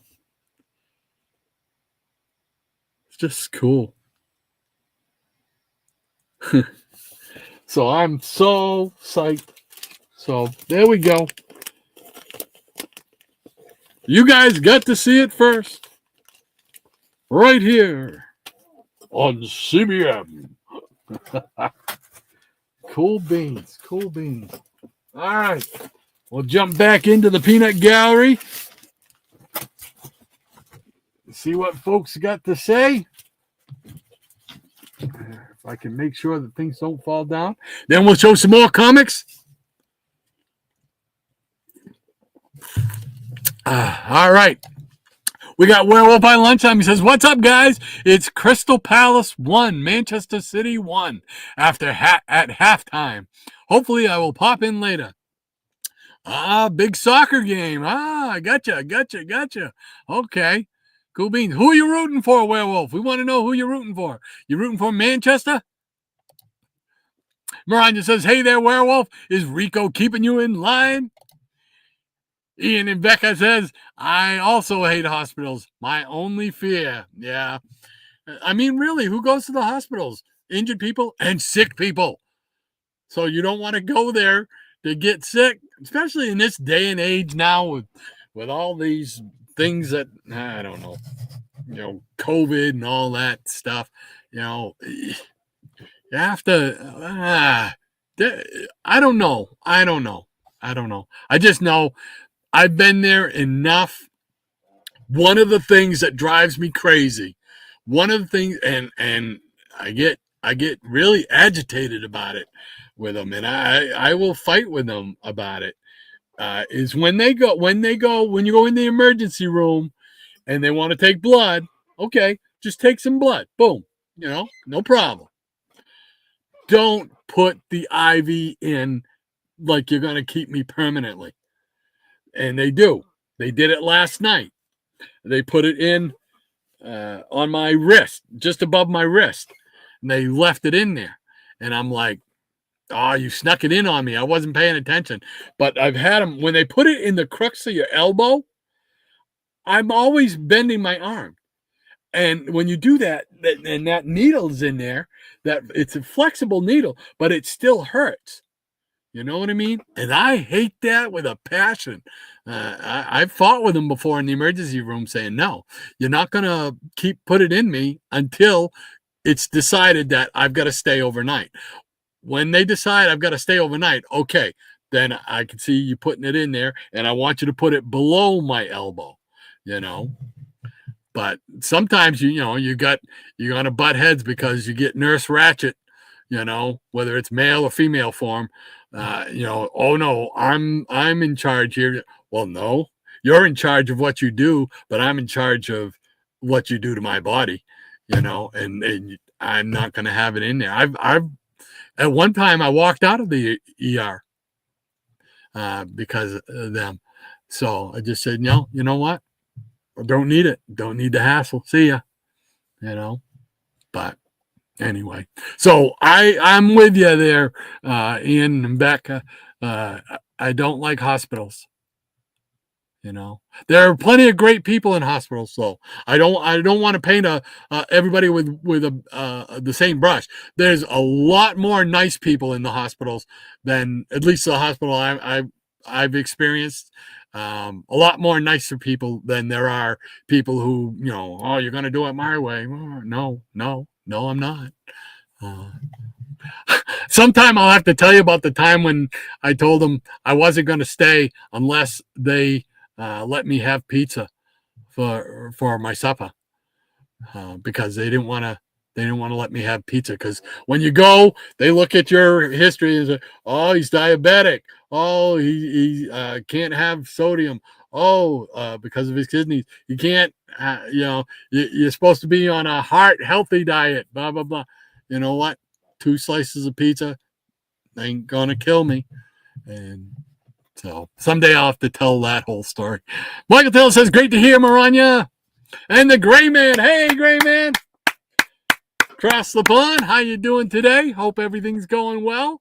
I was telling Tempest, I saw Tempest from Mars on your Geeky Weekly show yesterday, I believe it was. And he was showing that Starro Justice League action figure there towards the end. And that was just amazing. And I fell in love with that thing. So that was a really great show. So definitely check out the Gray Man's channel, 2:00 today, Eastern Standard Time. He has a Cover Slingers Challenge. So definitely check that out if you get the chance. And you will join in. You get to vote for who gets bragging rights. So cool beans. Great to have you with us, Gray Man. Robert Harrison says, Rod, you got any Big Little books? Why, yes, I do. I do. So hold on just a second, and I'll show you a few of the ones that I have handy right here real quick. Here we go. Journey to the Center of the Earth. Cool cartoon from, 1968, 69, I think? No, I think it's 69, because I think it came after all the superheroes disappeared in 69, 70. So, yep, I got that one. Cool beans. I've got some other ones. I got like a Space Ghost, Aquaman. I think I have a Fantastic Four one. But then I got these ones here. Gene Autry. And these are in really good shape, actually. So, Gene Autry. We were talking about Woody Woodpecker earlier. Here you go, Woody Woodpecker. This is a weird one because most of the time they're square. This one here is thinner and it's more of a rectangle. So I'd never seen this before. This is called Better Little Books Library. That's why. It's not technically a big little book. It's a new, better little book. That's what it says on the spine here. So, and here is Jimmy Allen. I don't know who Jimmy Allen is. I wish I did, but I do not.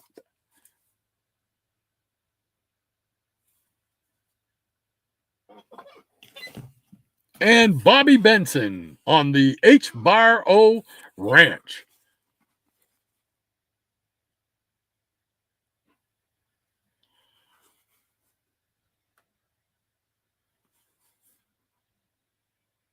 So there you go. Those are a few that I had right handy right there. So I'm going to put those right here for now because I got to I could just barely reach them there. I'm looking to see, but I don't see where the other ones are. So I might have them stacked up over there. But there you go. Robert, ask and you shall receive, my friend. Lead Paint, he's saying Gray Man, he's giving the fist bump to Gray Man. August Aesthetic says, when I had earwax removal, the doc mentioned a patient whose ear he extracted wax that had a roach in it. Doc calculated the man had carried the roach in his ear for 9 months. How does that happen? That's one thing I think about is, spider crawling in your ear or up your nose. And it's because I saw those kind of movies in the 80s. That Creep Show. Remember the Creep Show one with E.G. Marshall and the cockroaches are coming out his mouth. August, you're feeding into my anxiety there. Ranger Sly, he's what? Yeah, exactly. Robert Harrison says, Rod, you got any Man from Uncle digest books or Girl from Uncle?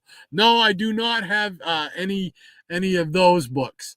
I don't think I even have anything Man from Uncle related. I know I have nothing from Girl from Uncle related. But Man from Uncle, I might have a Gold Key comic, but I can't swear to that, Robert. So I'm sorry to let you down, my friend. Michael Taylor says, very cool heap number 1. Yeah, I've wanted that for a long time, like I said. And so I was so glad to get that one knocked off the want list. So very cool indeed. Mike Taylor also says, Rod, it's always important to check seller feedback. Yeah, I do most of the time. But sometimes I think they can manipulate the feedback and maybe not include ones that maybe have negative. So sometimes you don't really know. I haven't had a whole lot of problems over the years with eBay, but I've had a handful, probably 4 to 5 we're talking 15 years now, or probably more than that now. Shoot. A lot long because it was early 2000s, I think, when I started using eBay. So I really can't complain. It's just those ones really stand out, the ones that you have a bad experience with. So I just wanted to give a shout out to a seller that, he was really on the up and up, and he was a stand-up guy, and he was very, very cool. And kept me apprised of the situation all along the way. I couldn't ask for a better resolution and a nicer guy to do that. So if you get a chance, like I said, Dollar Comics, eBay, I don't think you'll be disappointed. So thank you, Michael. Diabetic Superman says the heap reminds me of Shadow at her feeding time. There you go. The heap. August Aesthetic says, never had any of those heap comics, but have that other swamp monster, Solomon Grundy, when he fought Dr. Fate and Our Man. Is that when he fought him in, was it Brave and the Bold, or was that in Showcase? Trying not to itch. Because I remember that. I think that was in Showcase, wasn't it? Or was it? I can't remember. I love Solomon Grundy, though. Love Solomon Grundy. So I'm right with you, AA. Maranya says, hey there, Gray Man, Lady Lisa, and Papalina Ballerina. Love that. Mike Taylor says, very cool Nova 3 train cover. Yeah, I'm trying to, like I said, trying to get those Novas. I'm also trying to get the Champions, that group, the super team, with Hercules and Ghost Rider and Iceman, all those characters. I used to have that, and I'm trying to recoup that. So, but I pick them up here and there. They're not gotta go get them now, But when I pick them up, when I come across them, and they're decent enough, decent shape, and what I consider affordable, then yeah, I'll pick them up. So, hey, Triple P. How you doing, Andrew? Great to have you with us, man. Hope your Saturday's doing well. He says, greetings and salutations, Rapturous Rod and the Profound Peanut Gallery. There you go, the Profound Peanut Gallery. Oh, we're closing in on our second year of CBM. And come January, I'm working on a couple different surprises, a couple of changes that I'm going to make. And I think you guys are going to enjoy it, the Peanut Gallery and whatnot. So I'm looking forward to it, but I'm already got things in the works. Been talking it over with Shannon and whatnot. So you got some things coming, spruce things up a little bit. So thank you so much for hanging out with us, Andrew, though, man. Appreciate it. Always great to see you in the peanut gallery. Michael Taylor says, very cool Frankenstein monster. Yeah. Yeah, I'm trying to get those. Those are really cool. And I did, that was one of the monster ones that I would pick up here and there, along with Werewolf by Night. Like, I still got my off the racks Werewolves by Night, where Iron Man guest stars. I think it's 2 issues where Iron Man guest stars. If a superhero guest starred in it, I would try to pick that up, and then it wouldn't go into a, like Werewolf by Night category, because I didn't have enough, I felt, to put it in its own category. I would put all those guest star spots at the front of, like, Iron Man. I'd put it at the front of Iron Man, or if the Avengers or the Hulk or somebody, it would go with whoever was guest starring.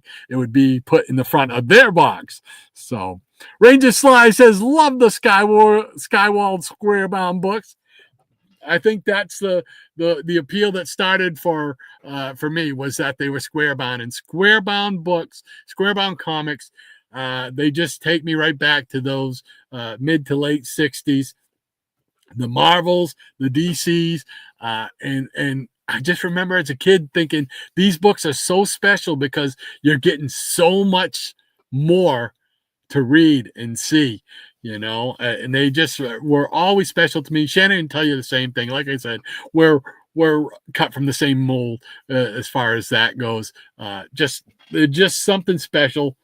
I remember, picking them up with my grandfather, those 100-page super spectaculars in the early 70s, getting some of the Marvel stuff, the annuals and stuff, from the Rexall drugstore as a kid.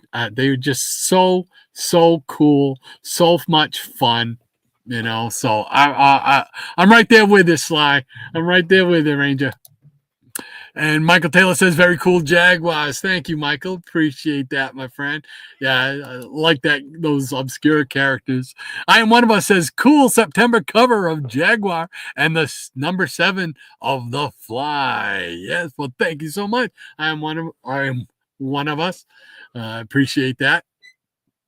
Yeah, again, just like those characters, and I never saw these on the rack anywhere as a kid. I never got to see any of the Archie superheroes as a kid.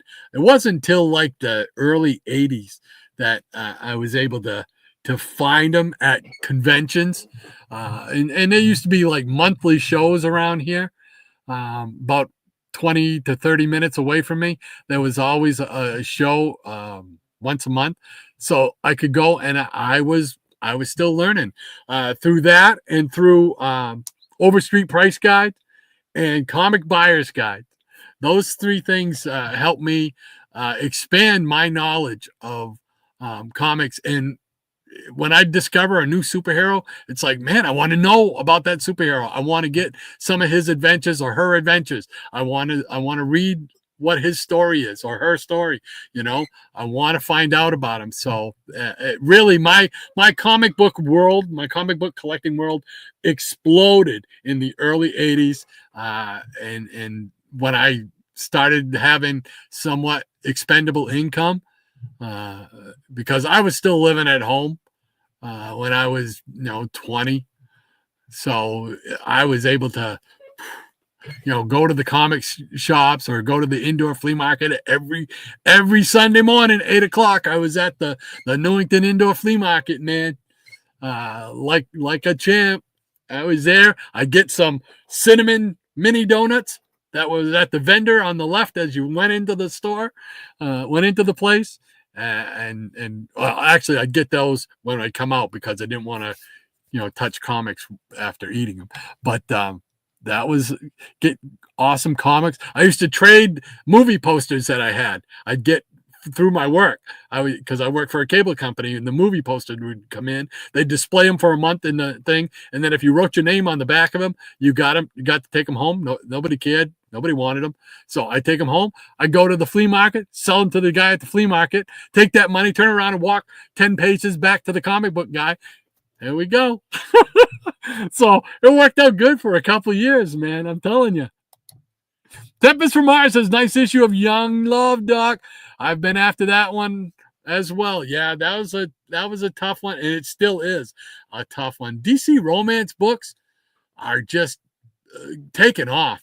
And I know you just got your, what was it, your last 100-page super spectacular DC romance book that you needed to finish that collection. So thumbs up to you, man, because I'm still searching for those. I still got probably, I bet you, a dozen maybe or so to go, 10 to a dozen of the DC romance ones to get to finish that 100-page super spectacular run. So yeah, about that many. So very cool, Tempest. I saw that in your latest video. So definitely check out Tempest's latest video as well. So very cool stuff. Gray Man says that number's a move that only young lovers can pull off. And Triple P says, my love of Swamp Thing eventually led me to discover the Heap. Love it. Yeah, that's a lot of people point to the Heap as, one of the first, if not the first, type of swamp monster type of thing that a lot of them were based off of.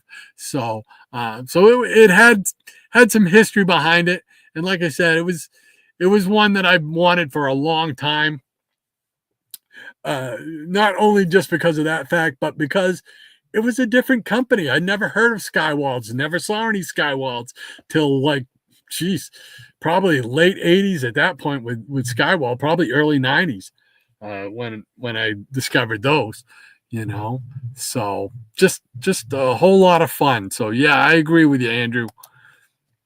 Ian and Becky Comics, they're saying, hey, Tempest from Mars says, all right, Ian and Beck. Hey, I know this guy. How you doing, Shannon? He says, hey, partner, checking in on my lunch break. Happy Saturday to you and all the great people in the chat. Well, happy Saturday to you. Wish you were here, man. Wish you were here. Sorry you had to work, but I know you're taking it the right way, because I know you're thinking about, I'm making money to buy more comics that I can share on CBM, baby. So yeah, hopefully they'll knock off work for you next week, unless you want to work and make more money. But if they do, you can hang out with us. Once again, we get back to normal, and they won't have to put up with my ugly mug. So, cool bean, Shannon. Take care, brother. And Triple P. Oh man. Triple P says, I've never heard of the Remus comics. I do remember the Remus movie, though. Yeah, Remo. Yeah, Remo.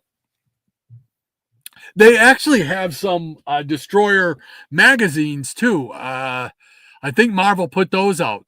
They're black and white magazines, if I'm not mistaken. I've got a couple of those, but I just don't have the ability to get my hands on them right yet. I think there was like 4 issues of those that came out. So yeah, I'm really big Remo fan. I don't even know if they still make the paperbacks.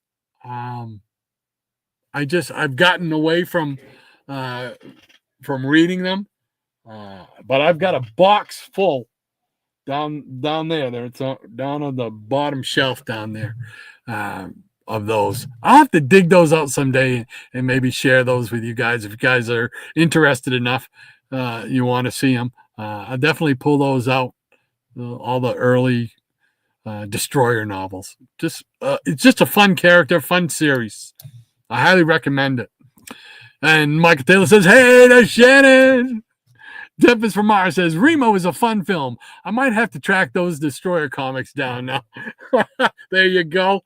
But yeah, I really enjoyed that film. I know it got panned by a lot of people and a lot of the critics. And I never listened to the critics anyway, because most of the time I always found that if the critics didn't like it, that I did like it for some reason, But Remo, I just like that movie. It's just so much fun.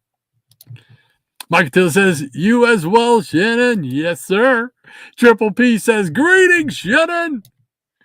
Double A says, for some reason, the art on those Jaguar issues, Rod, reminds me of ACG comics. I wonder if they both had the same artist. I do not know.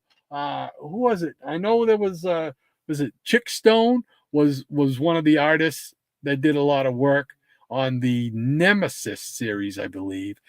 But I can't see, Shannon is the one that has the knowledge in his head about the artists and stuff. I cannot keep that. I can keep, the guys that I grew up on and always followed, like Neil Adams, John Buscema, Jim Aparo, John Burns, those guys. I can remember stuff that they did, but the obscure stuff like this, I can't hold my own. This Shannon is the man when it comes to that stuff. So, but that I do know. Chick Stone, I remember seeing him as one of the artists for that. So, and he might be in that. He might have done work for others. So, let's see. All right, Crazy Hungarian. Hey, Joe. How you doing, my friend? He says, morning all. Hope all is well with all y'all on this fine day. Cool beans. Great to have you with us, sir. Hope everything's going well. If you get a chance, definitely check out Crazy Hungarian on his channel. He's got some great videos he's putting out, and he's really enjoying it. I know he's enjoying it more and more with each video he does. He's getting into it, and it's great to see. Great to have another one in the community, having fun and enjoying what you do. So definitely check him out. Ranger Sly, he says, howdy, Shannon. Rod does well in holding the fort, but you are missed. Absolutely, man. Absolutely. As you just witnessed, because Shannon is the man when it comes to the knowledge. I just cannot keep the knowledge in my head. If I put something in, that means something else is going to fall out. But I never really paid attention to artists and writers.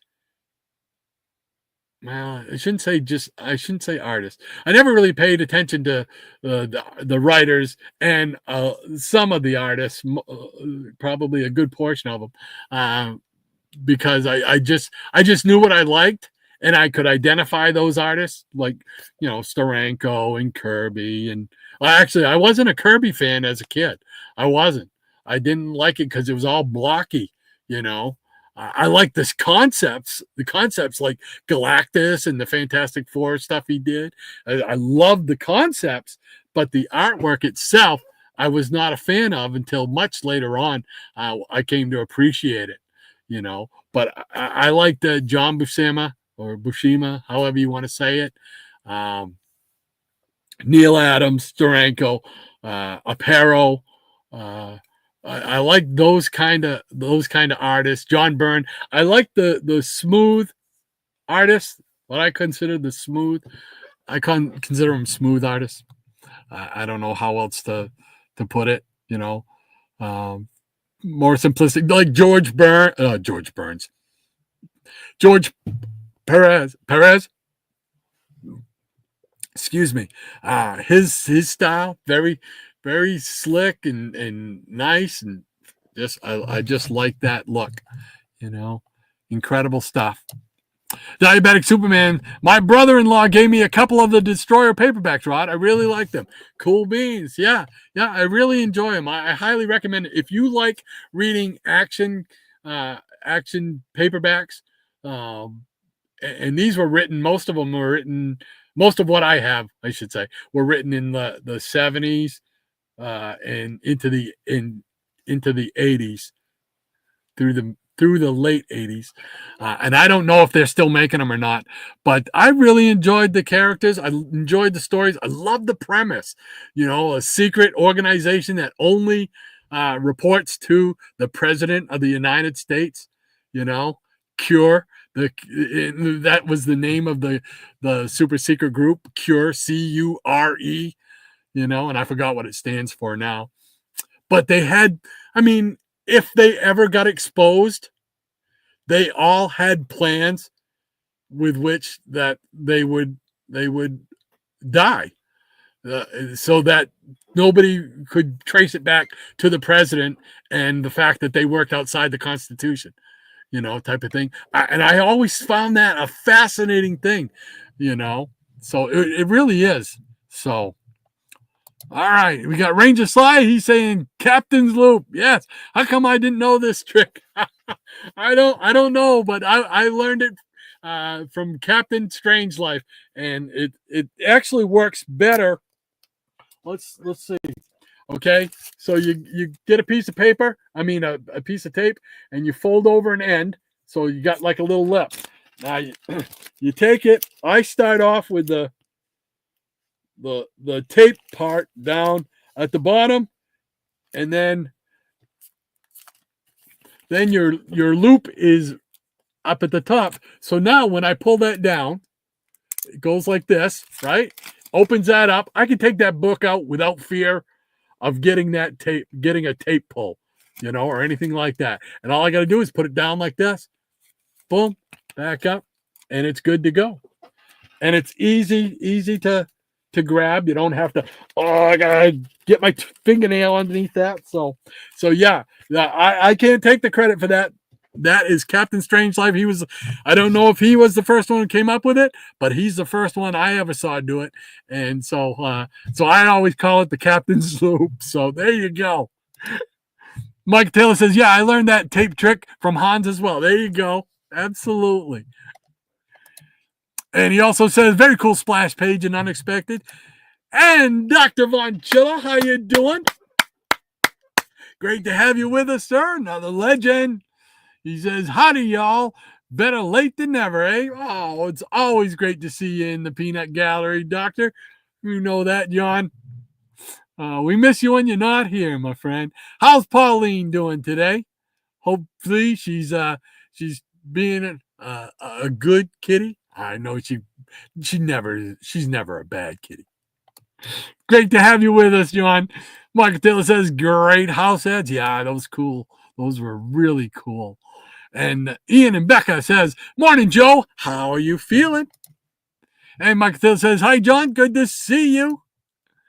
Hey, Psychotronic Squirt Gun Aaron. How you doing, Aaron? Thank you so much for hanging in there and stopping by. He says, great unexpected comic, Rod. But thank you, my friend. Always great to see your face in the chat. Thank you so much for hanging out with us, man. Mike Taylor says, terrific books, Rod. Well, thank you so much, Michael. Appreciate that, as always, my friend.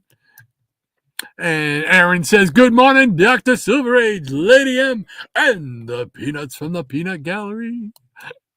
And Crazy Hungarian says, lots better, Ian. Cool beans. Like to hear that. Gray Man says, Wonder Woman is a Palace fan. I'm not sure what that means. WW? Is it Wonder Woman? I don't know if it's Wonder Woman. Maybe I'm assuming something. Is a Palace fan, a Palace fan. I'm not sure what that's in reference to, Gray Man. You can help me out if you could. Mike Till says, hey, Aaron. And Psychotronic Squirt Gun Aaron says, greetings, Michael. And Double A says, nice issue of Space Ranger, Rod. The only one I remember is when he fought a villain who had a belt that could duplicate the environments of different planets. For example, the gravity of Jupiter. Oh, cool beans. I wonder if I have that one, because I haven't read them all yet. I'll have to check and see if I have that one. You could still, I'm still trying to piece together. I still need quite a few from that unexpected run. Same thing with like Adam Strange from Mystery in Space, which I like to collect. Just fun stories, man. Just fun stories. Missing Mars says, Ian and Becca, with you both using the same handle, we can't tell who's saying what. Oh, no, we just appreciate you being here. Thank you so much. And she said, they say, Missing Mars, we are both watching. It's Becca typing right now. Michael Taylor says, the one nurse I would want is Trixie from Emergency, my favorite TV nurse. That's right. What was her name? Julie London? I think it was Julie London. And it's funny because Emergency is on MeTV up here in my area at 5 o'clock every day now. And I watch a lot of Westerns on MeTV throughout the day and in Inspiration Network. On one of the other shows, I think it was a Gunsmoke episode. It was either Gunsmoke or Bonanza. I can't remember which. But Julie London was a guest star on it. And I'm like, oh, wow. Because obviously it was earlier than Emergency. Because I never saw her in anything else but Emergency that I can remember. And so to see her in a different role, it was like, cool beans. I'm weird like that. I like to see the evolution of people's characters. I mean, the evolution of people acting. Hey, that's James Best, been in a million episodes of Twilight Zone, and he's been in a million different Westerns and stuff like that. Just people like that. You can pick out Royal Dano, a classic Western guy. And when you wind up seeing him in something other than a Western, it's like, oh, that's so weird, So I love being able to do that. Me and my wife will sit there and go back and forth. Hey, that's Loretta Swit from MASH, guest starring on Gunsmoke. Cool bean. Double A says, or Night Nurse from Marvel Comics, Michael. Night Nurse is, wow, that's an expensive run. What is it, 4 issues, I think? I think Shannon's got all 4 issues. So, I mean, that's just so cool. But I doubt I'd be able to afford it. Triple P says, your pizza stories are my favorite, Ron. I believe your love of pizza might rival your love of go-go checks. Yeah, it would, man. And the funny thing is, I never knew, well, I did know about pizza, but I never had a pizza until I was out of high school. And every Wednesday night, as long as I could remember, every Wednesday night we would wind up at usually some kind of a pizza joint, because Wednesday night was grocery night. We'd go out, get groceries. Sometimes we would go to Ned's Fish Market and get some French fries and some fried clams and stuff like that. They had the best French fries ever. And we would go home. But most times we would go to like Papa Gino's, which I went to last night. Or one of the other local, like Ray's Pizza, local restaurants, stuff like that. And I would never eat pizza. No, that's got tomatoes in it. No. And I would only get French fries. I'd get French fries and a drink. And that would be my supper. And then I discovered pizza outside of that. And then I discovered that we had a great pizza place in the town that I live in now, but I lived in the next town over as a kid. When I grew up and was able to, I got a license and everything like that. And I could drive over town, pick up a pizza, and make it back to watch World Class Championship Wrestling Saturday mornings at 11 o'clock, baby. And life was good. Oh, best pizza ever. And I've been searching for a pizza similar to that. He was a Greek fella, wound up going back to Greece because his wife ran away with some guy back to Greece, and he was going back there to resolve that situation, if you know what I mean. So, so I miss him. I miss that pizza, but I do love my pizza. Yes, sirree.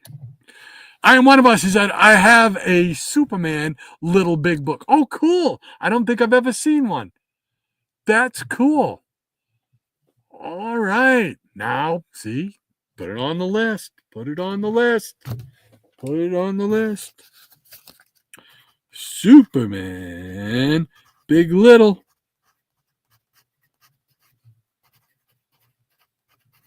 Yeah, I got I think there was a couple of I got a Shazam, Space Ghost, Aquaman. I think I have a Major Matt Mason one too, based on the toy line. So yeah, that's cool. I'm not like super huge into them, But the ones that I remember as kids, I tried to pick those up. And those other ones that I showed you, the really older ones, I found those at an outdoor flea market, and they wanted $5 for 2 of them or something like at a time. And I just bought all of them that they had there simply because they were cheap enough, and I knew they were worth more than that. Just to be in my collection, they meant more to me than just $2.50 a piece.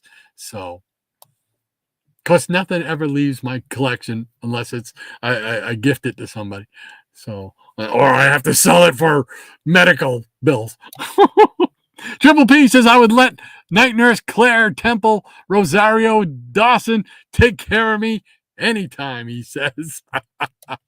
Michael Taylor says, speaking of big littles, a year or two ago, Hans scored big on those great videos. Yeah, he's just got so much stuff in that world of stuff he's got. If you ever go and see like his home tour that he did a long time ago, it was the first video I remember seeing of his. It's just I just marvel. My jaw was on the floor the whole time. It's just incredible to see the amount of stuff that he has in there. And still, when he does a video, it's still amazing the stuff he can pull out and show. Just incredible stuff. And one of us says, Lone Ranger, a big little book. Very cool. Very cool. I have seen the Lone Ranger one. In fact, I might pick one up if I come across one. I might pick that one up because that would be a cool one to have. Double A says, the only big little book that I have is Space Ghost, but the paper is so fragile, almost brittle. Yeah, they do tend to be a little brittle, especially the spine, the glue that holds them in. You have to be really careful because they'll fall out in clumps. The paper will fall out in clumps. So, Dr. Von Chilla says, yeah, I remember that video, Michael. Mike Taylor says, August, yikes. Mike Taylor says, John, great video. Yes, sir. Triple P says, have you ever seen Joe's apartment from the 90s? Laugh out loud. That would feed your fear of roaches. No. Creepy crawly. Ian and Becca says, I love eBay. Yeah. eBay is my friend. I get I think it's 80 notices a day from them on different books that I have on my want list, just so I can keep an eye on them. And if one happens to be a good deal, you can pull the trigger. But a lot of times nowadays, it's harder to pull that trigger sometimes. It's getting harder too, because the more you accumulate, the more you collect, the less you need. And it's usually the harder stuff that you're trying to find at that point. So I hear you. I love eBay, man. Mike Taylor says, great Grundy first appearance in All American Comics. Yeah, cool beans. Yeah, I wouldn't, I don't know if I've ever seen that story. I might have seen it in a reprint somewhere, but because I don't have any, I only have a couple Golden Age books. So that is just one that I can't risk dipping my toe in, because I just wouldn't have the money to spend, on those books. But man, there are some books I wanted to have a Captain Marvel book in my collection, so I do have one of those, and I wanted a Golden Age original Ghost Rider, the Western figure from ME. What is that? Magazine Entertainments, I think, and Enterprises, I think was the company I think that put it out. I wanted to have one of those, and I got one of those. So one at a time like that, I can pick up things that I want to have in my collection, just so I can have a story of theirs to read and enjoy the character. Because I've got the original Ghost Rider from the reprints that Marvel did, the 7-issue series that they did in the 67, I think it was. So I've got those. So I've got those stories But I wanted one from the golden age, and I looked for a long time, and I finally found one that was affordable. It was in really good shape, so I like it. But yeah, so I love Solomon Grundy. He's one of my favorite JSA characters. Not that he's in the JSA, but he's always around them. So, yes, sir. And Tony, why not Art? How you doing, Tony? Great to have you with us, sir. He says, hello, Rod. Glad you're doing better, my friend. Hello, everyone. Hope you're doing well as well, Tony. Great to have you with us, man.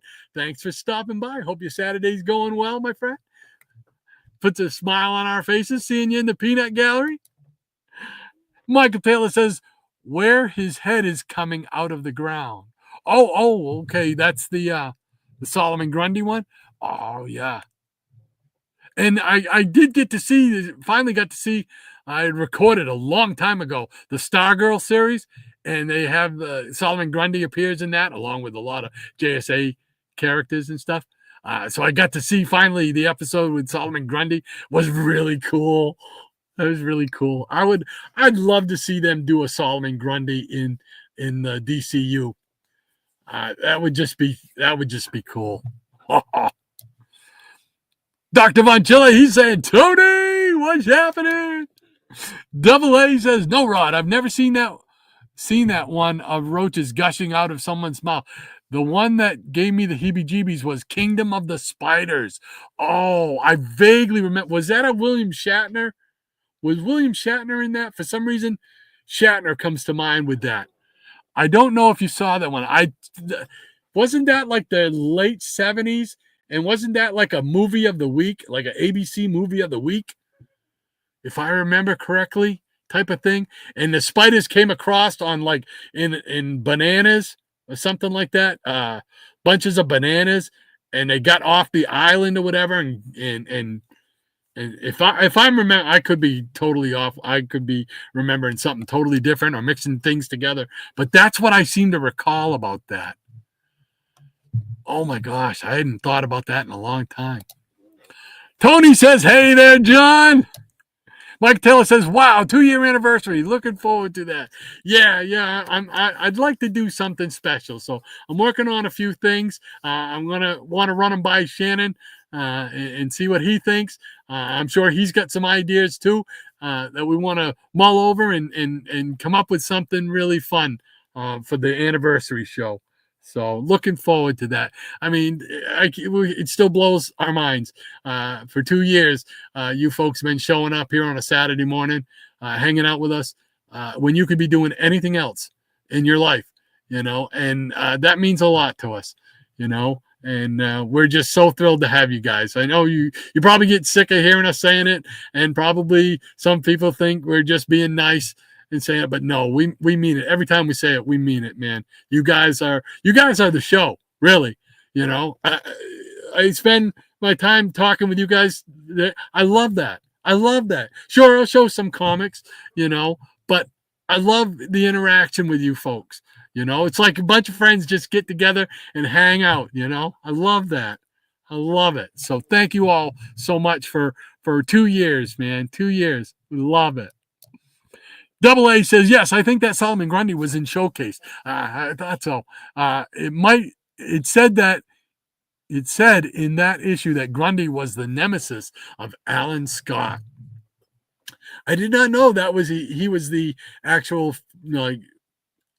enemy of Alan Scott. I just thought he was just a monster figure for foil for JSA as a whole, but it could be. So I am not as well versed in the Golden Age JSA, unfortunately, because my knowledge was limited to those things that I read in those the square bound 100-page super spectaculars, and they were great stories, man. And I got to learn about some of those characters and just those JSA team-ups. I really, really enjoyed those. All those characters. It's just cool. And then when you finally, as a kid, you finally put things together, and it's like, oh, these are from one Earth and this is a different. They're like older versions of these characters, but different. It was just cool. I just loved that. Tony says, "Hey there, Michael." And Robert Harrison says, "Wasn't William Shatner in Kingdom of the Spiders?" That's what I remember too. As soon as I read Kingdom of the Spiders, Shatner came to mind. So I think that might be the case, Robert. I think we're right. Michael Taylor says, "Hey there, Tony." August Aesthetic says, "Yes, Robert." Oh, cool. All right. See, I can remember stuff like that, but I can't remember what I had for breakfast yesterday. Robert Harrison says, "I have that movie." Oh, wow. I do not have that movie. I haven't seen that movie in a long time. Man, I bet you I haven't seen it since it was on TV. I think it was a movie of the week, like an ABC or CBS movie of the week. For some reason that clicks in my head too. Double A says Shatner had a tough time because he had to let numerous spiders crawl all over him. Tough job. Yeah. They were like tarantulas too, weren't they? They were like big furry ones. Now, spiders never bothered me as a kid. In fact, I was fascinated by them. We used to go out in the fields out back of my house and collect golden orb web weavers, and they were a huge spider. They could get to be a big spider with colorful yellow and black, sometimes a little green, but they would make the traditional spider web that you would see. But you could go out in the fields and you'd find one there, and we used to try to catch them in jars and stuff like that as kids. I remember doing that, but I wasn't scared of them then. I think I'm more scared of them now in my old age, so very cool. Michael Taylor says, "Rod, what are some of the best movie posters that you took home?" I still have, I think, my Halloween. I think it might be Halloween 2. I still have Taps. I still have Rambo, First Blood. I'm trying to think if I had any other ones. I did not keep a lot of them because to me they weren't as important as the comics. So I did not think to keep them. Like if they'd have had like a Superman one come out when I was there, then I would have probably grabbed that, and kept that one. But I don't recall that being the case.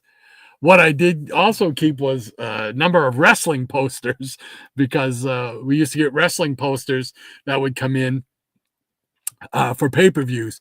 And so I kept a number of those, including one from a Starcade where I've got like Ric Flair, his autograph, Sting's autograph, Rick Rude's autograph, Ron Simmons, and I can't think of the other fella's name, his tag team from Doom. I got his autographs on it. So very, very cool. But those are really the only ones that I can remember that I have, Michael. Like I said, I didn't keep ones that I was anything like that, because to me, they were a means to an end. And the comics I was all about the comics. So if I could get, I'm sure there were ones that I know he paid more for. And I'm sure I wasn't looking to break the bank, from him.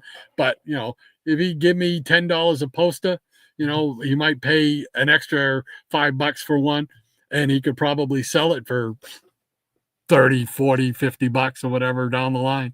But I wasn't worried about that. I was just more concerned about taking that money and investing in it in my comics, picking up my comics. So, but I do still have those 3 posters that I do know of. I keep them in a portfolio thing. But they're all folded up because that's how they came. So they all got creases. They weren't, rolled up. They're all creased. But I do have Rambo First Blood, Halloween 2, I believe, which was a cool black one with the orange pumpkins on it and stuff like that. And Taps. I don't know why I kept Taps. It was Timothy Hutton. No, was it Timothy Hutton? I can't think of Timothy. Somebody was the actor in it. Maranya says, catching up. Hey there, John and Lady Pauline. Hey there, Shannon. And Dr. Vanchilla says, I used to do payroll for 140 to 160 nurses every 2 weeks. I'll take Shatner's spider work any day, he says. Maranya says, good to see you, why not? Hey, Tony. And Tony says, hi to Maranya. And Maranya says, hey there, Aaron and Rakina. I can never say that one right. Rakina, Triple P, and Hungarian Joe. Dr. Vanchilla says, howdy, Maranya. And Double A says, well, Rod and Shannon, I have to sign off now because I have to go meet my buddy at McDonald's. Take care, gents. Lady M, too. August, thank you so much for spending your Saturday with us, man. Appreciate it, my friend. Take care and have a great rest of your weekend, my friend. Michael Taylor says, speaking of Shatner, I heard he's going to space again. I don't know how true that is, but that's what I've heard. Wow, is he going to make another Star Trek? Or is it something different? I'm curious. Marina says, I was helping my husband locate an important email of his, and I found it by some Google foo. Marina says, take care, August, and have fun at Mickey D's. I tell you what, I don't eat at Mickey D's that often. I do still like their French fries, but I love their for breakfast the what are they called? Not potato cakes. Hash browns. They're hash browns. Oh, I love them hash browns, man. They are so good. Oh, I used to go on my way to work. There was like an all-night McDonald's, and I'd be going to work at like 3 a.m. I'd stop in at the drive-thru and get a cup of ketchup. They would actually do a cup of ketchup for me. Just squirt the pump and give me my bag of 6 hash browns. And I'd sit there and eat those. Oh, they're so good. Michael Taylor says, yes, Rod, real comic artists. Yes, sir. I agree. Tempest from Mars says, didn't George Burns draw the Avengers? I don't know. I mean, George Burns played God, so he could probably do anything, right? So, say goodnight, Gracie. Crazy Hungarian says, morning, Maranya. And Dr. Vanchilla says, simple lunch today of grilled cheese and tomato soup. Oh, I love grilled cheese sandwiches. Hope to see you all soon again. In the meantime, please love yourselves. Thank you so much for stopping by, John. Always great to see you. You're a legend. You're one of the legends. Thank you so much, man. I hope everything's going well. Take care. And I'm sorry, but I keep itching my eye. I'm trying not to. But great to see you once again, John. Take care, man. Robert Harrison says, I first saw the tape thing from Hippies Collectibles from 10 years ago. Well, there you go. I had not seen it from Hippies. It does not surprise me that he would know how to do that too. Hippies is another legend. He is another legend. Does he still make videos? I haven't, because he's on my notifications, but I haven't seen any videos from him lately. Yeah, he is one of the legends. He's one of the ones that I consider a legend. I know Shannon does too. What is falling down over there? Wait, please. So yeah, I used to like it when he'd do for Halloween. He'd do his version of Monster Mash, make a video out of it. That was awesome. Cool beans. So I hope everything's going well with Hippie. Miss seeing him. Michael Taylor says, John, I love me some tomato soup. There you go. And he says goodbye to John. And Tony says, on my favorite things to eat, Dr. Vanchilla. There you go. And he says, 1. There we go. Gray Man says, Werewolves football match. He is a Crystal Palace fan. Oh, okay. That's why I was saying Palace before. Okay. Now it makes sense. Now everything's clicking. Okay. So he's a Crystal Palace fan. Now, where is Crystal Palace out of? What? I mean, I'm not entirely like Manchester. Okay, Manchester is the name of a city or a town. What is Crystal Palace? Is that the name of just a town, or is that a certain place, or what? I'm curious, Gray Man, because I am not well versed in soccer, especially world soccer. I'm not even that well versed in New England Revolution soccer, if they even still have it here. So, Tony says, "Take care, John." Mike Taylor says, "Yes, Julie London." Yeah, Julie London. Emergency. Nurse Dixie. Maranya says, "Take care, John and Lady Pauline." And Michael Taylor says, "I've always found it interesting that night nurse's name was Linda Cotter." How appropriate. There we go. Okay. How appropriate. And Robert Harrison says, "Night nurse, you couldn't give it away." Yeah, probably back in the 70s and probably into the 80s. You probably could not give it away. Oh, my nose itches. So, but now you don't see anybody giving them away. That's for sure. Mike Taylor says, "I think she spelled her name Linder." Oh, I'll go with that because I don't know anything different. So, Mike Taylor also says, "Rod, that's a rabbit hole you may need Bugs Bunny to help you get out of." Yeah, exactly. Diabetic Superman says, "I have a Gentle Ben Big Little book." Oh, cool. I've never seen one of those. I remember Gentle Ben. Absolutely. Big Bear. And Michael Taylor says, "Ghost Rider's first appearance in Tim Holt comic. His original name was Calico Kid." I did not know that, Michael. Thank you for sharing that. Cool beans. Yeah. No, I just remember it grew out of finding those Marvel issues from the mid 60s and then realizing that it was a golden age through usually I believe it's through YouTube that I discovered that, and I just wanted to have an issue of that in my collection, so I was so thrilled to get that. I mean, it's no great shakes, but it was fun. It's just a fun thing for me.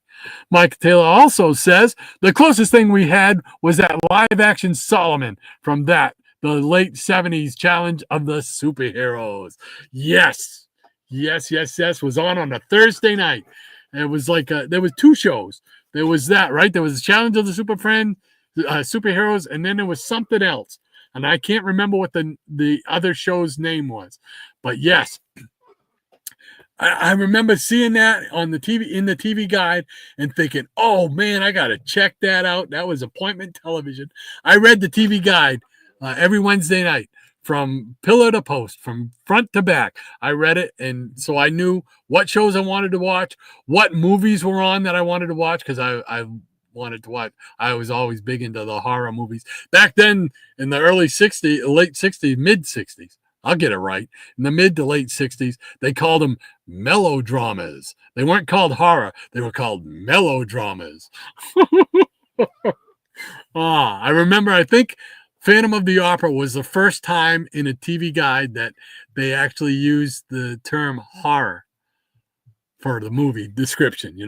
Sometimes they'd say action or Western, but if it was a melodrama, then it was like a macabre and horror movie one. So Michael Taylor says, "You and Shannon mean as much to us as we mean to you guys." Well, thank you so much, Michael. I really appreciate that. I really do. More than you guys know. It really does mean a lot to us. We have many discussions about it off air. And we're just we just marvel at that every Saturday morning we open the peanut gallery door and there's still people there coming out and enjoying joining us and enjoying the show. So we thank you all very, very much. So thank you, Michael, for that. Robert Harrison says, when you going to show some Christmas comics? Well, see, now I do not keep a box. I'm not smart like other people. In case you guys haven't figured that out in the last 2 years, I am not as smart as other comic book collectors. I do not have a box set aside with just like seasonal ones like Halloween comics or 4th of July comics or Christmas comics. I put my comics, or I had my comics all put away by alphabetical series and by numerical. So if there's a Christmas comic, if there's a JLA Christmas comic, it's in with my JLAs, not out. So in order to do a Christmas theme one or something like that, I would have to go through 50 boxes and pull out the different ones. And I don't have, number one, I don't have the time anymore. Number two, I don't have the strength anymore to lift these long boxes. I'm trying to transition into short boxes. So I don't have a ready cachet of Christmas ones, but just for you, Robert, just for you, because I'm psychic and I knew you would ask to see some Christmas comics. Are you buying this? Are you buying this? Anybody? Just for you, Robert. Here we go. We got a Rudolph. I was going to say traditional, limited collector's edition from DC. And it's got the diorama on the back, which is where it will stay. I will never cut this up. They have quite a few of these Rudolph ones. There's one from a Rudolph summer one, which is really hard to find, that I'm on the hunt for. But here's this one here. And you got old Santa Claus inside. Looks like he's having a little bit of a tough go of it right there. You know. And Rudolph. There we go. Got some puzzles and whatnot to solve. Just fun stuff, you know. Let's see what the big splash page would be here. There we go.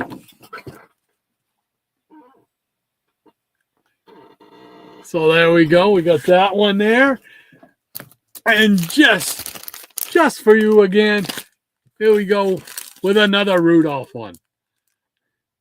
I like this cover. It's just bright. I love that color blue, that like teal blue, not teal, but I can't remember what the exact color what they call it, but I love that color, that shade of blue.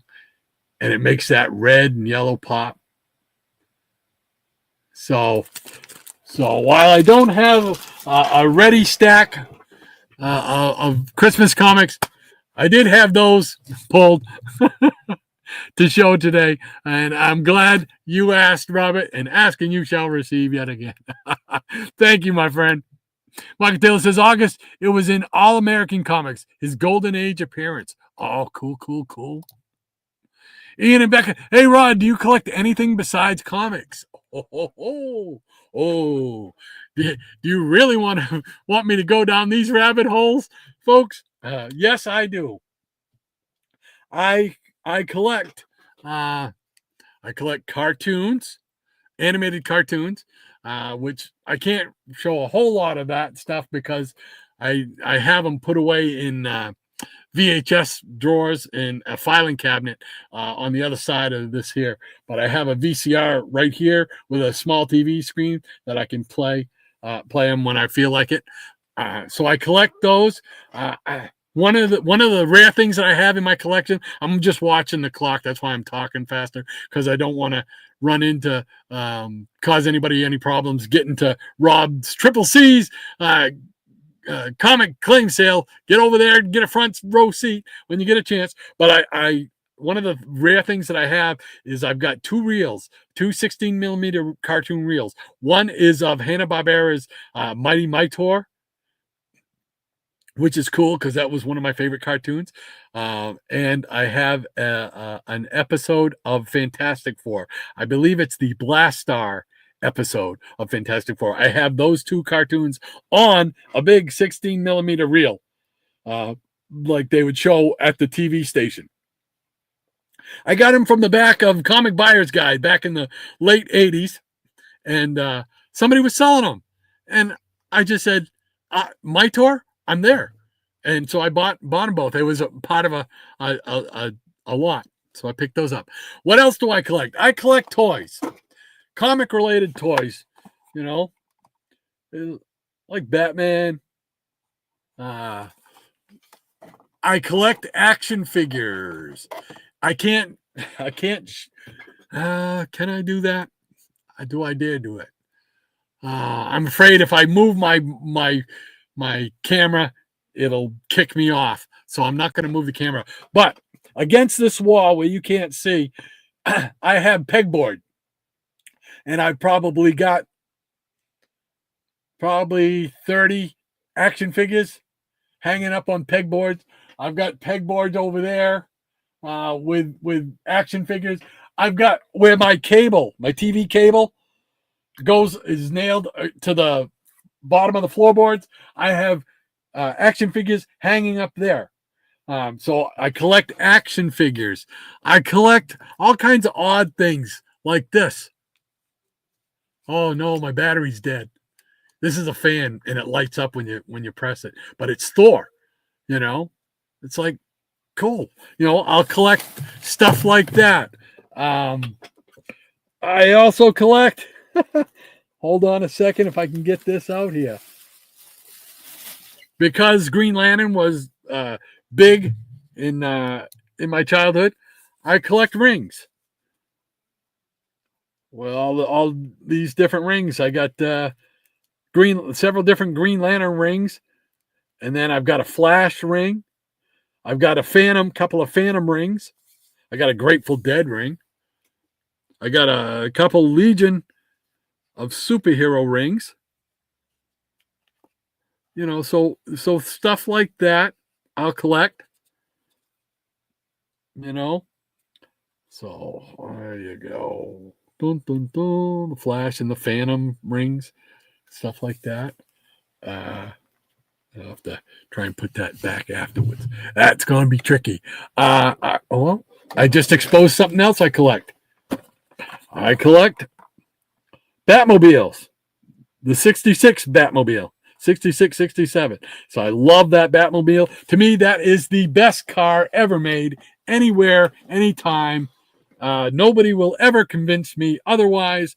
If I ever won one of those mega lotteries where I have like $400 million, there are 5 of those cars that I believe were used in the TV series.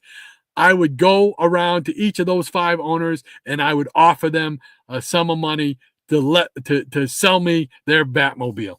That's what I would do if I had that kind of money. That's how much I love the Batmobile. Other things I collect, toys from my childhood. Viewmaster, you know, and got to have the Hulk and the Iron Man, Shazam, you know. So I pick these up when I can.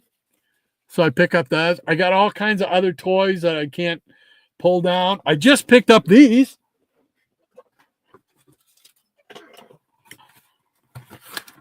Red Hulk foam hands. You know, they're getting smaller. I have a set of green Hulk ones, which go right up to the forearm. I also have a set of Thing, you know, from the Fantastic Four, of fake foam hands. And then these I just saw the other day. Well, now it's been about 2 weeks. And so I said, "Oh man, I gotta get those for the collection." You know, and I collect, action figures galore.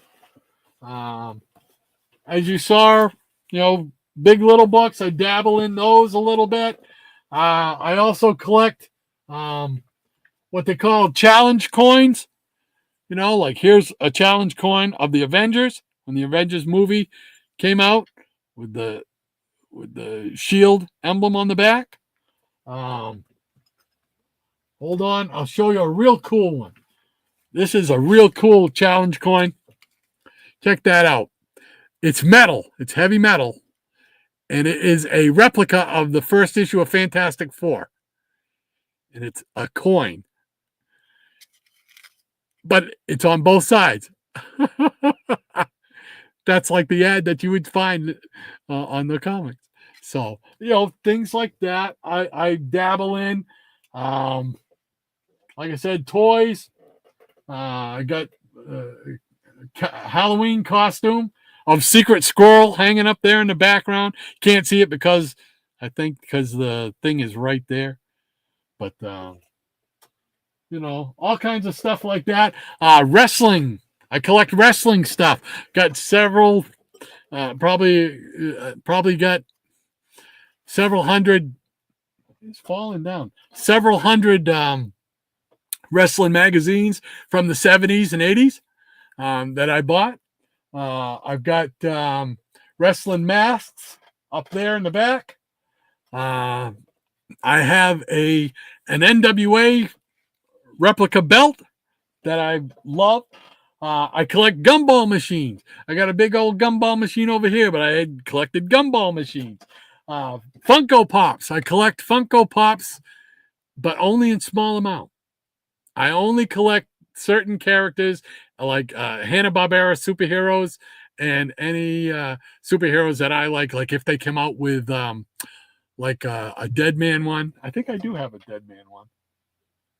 But I do. Dead Man, Spectre, Black Adam, Judo Master, Peacemaker. Any character, any Charlton character on there. So so to answer your question, thank you so much for asking. Yes, I do collect a lot of stuff outside of comics, but it all stems from comics, pretty much. So comics and nostalgic childhood collectibles, stuff like that. Thank you so much for asking, man. Well, by lunchtime says it finished. Palace 2, Manchester City 2. My boys did good, he says. Well, there you go. Good. Glad for you that they tied up all the way. Now, does it remain as a tie? They don't do any kind of like a shootout or anything like that? So, and Mike Thill says, Rod, I don't blame you. If I had a choice, I'd use them as trade bait for comics as well. Yeah, at the time, it was I was all about the comics. I was all about the comics. There were probably, I couldn't tell you because I dealt in so many of them. I couldn't tell you any that I thought, hey, I should have kept that I can remember. There were probably maybe a Clint Eastwood Western. Oh, the Gauntlet. I would have kept the Gauntlet because that was a Clint Eastwood one that I remember seeing. But I don't recall ever seeing that as it come through. But so yeah, I used them as an ends to a means. So I don't regret it, and I'm so blessed with the comics that I got as a result of those.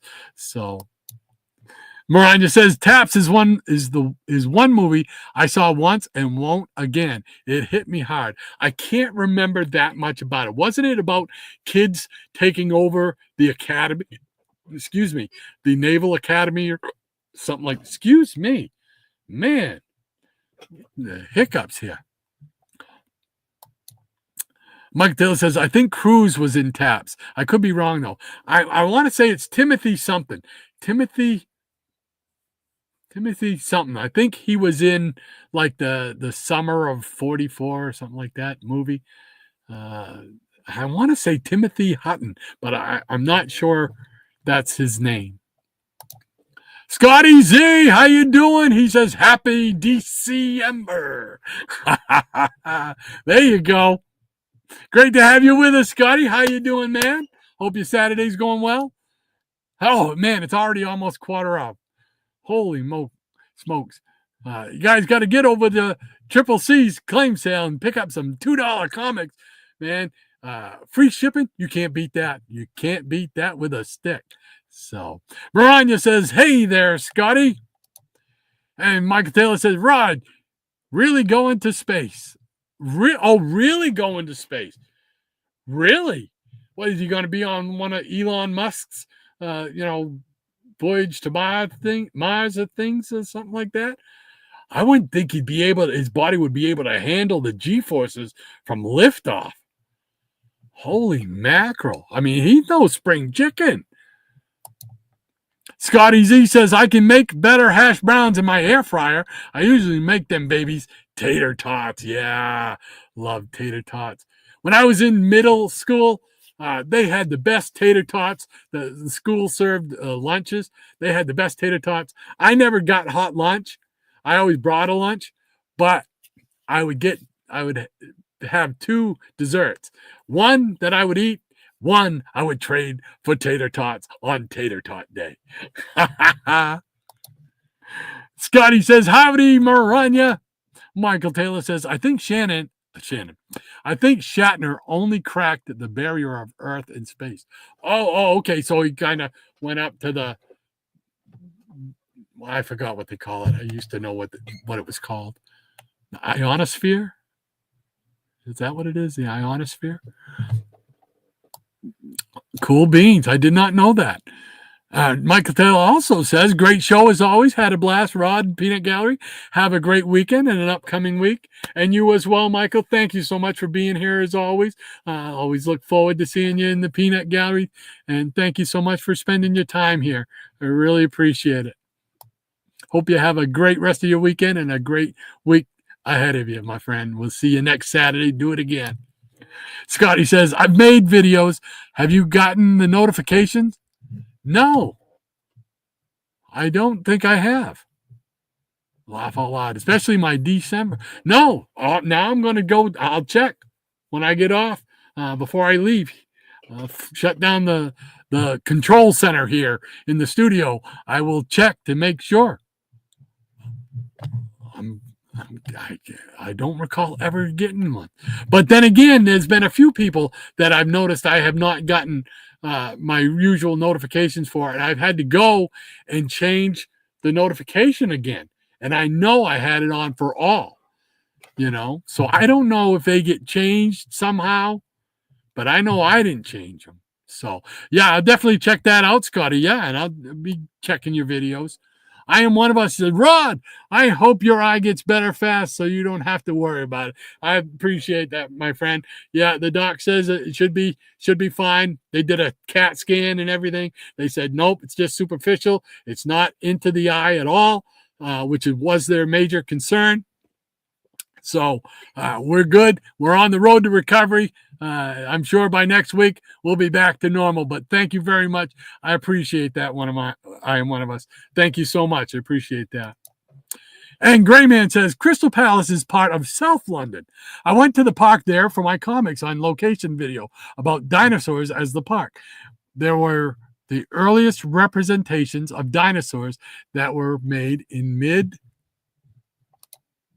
1800s. Oh, wow. Cool bean, because I've never heard. I mean, not that I would have heard it.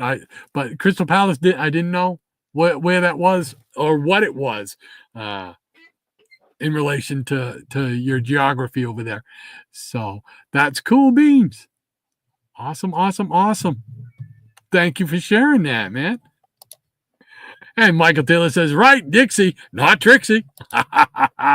Brian says, I prefer the Western Ghost Rider to any other version. Shame that he had to change his name to Knight Rider. Yeah, it was sad.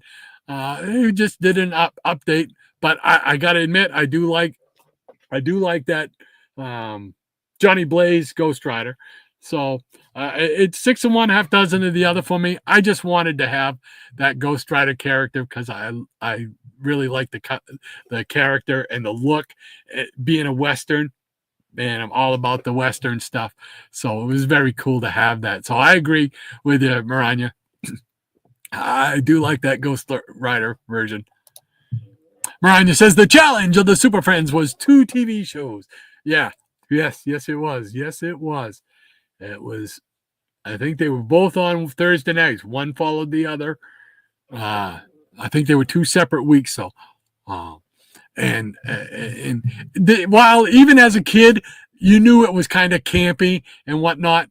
It was like, hey, still, it's a chance to see superheroes live action. So yeah, we loved it.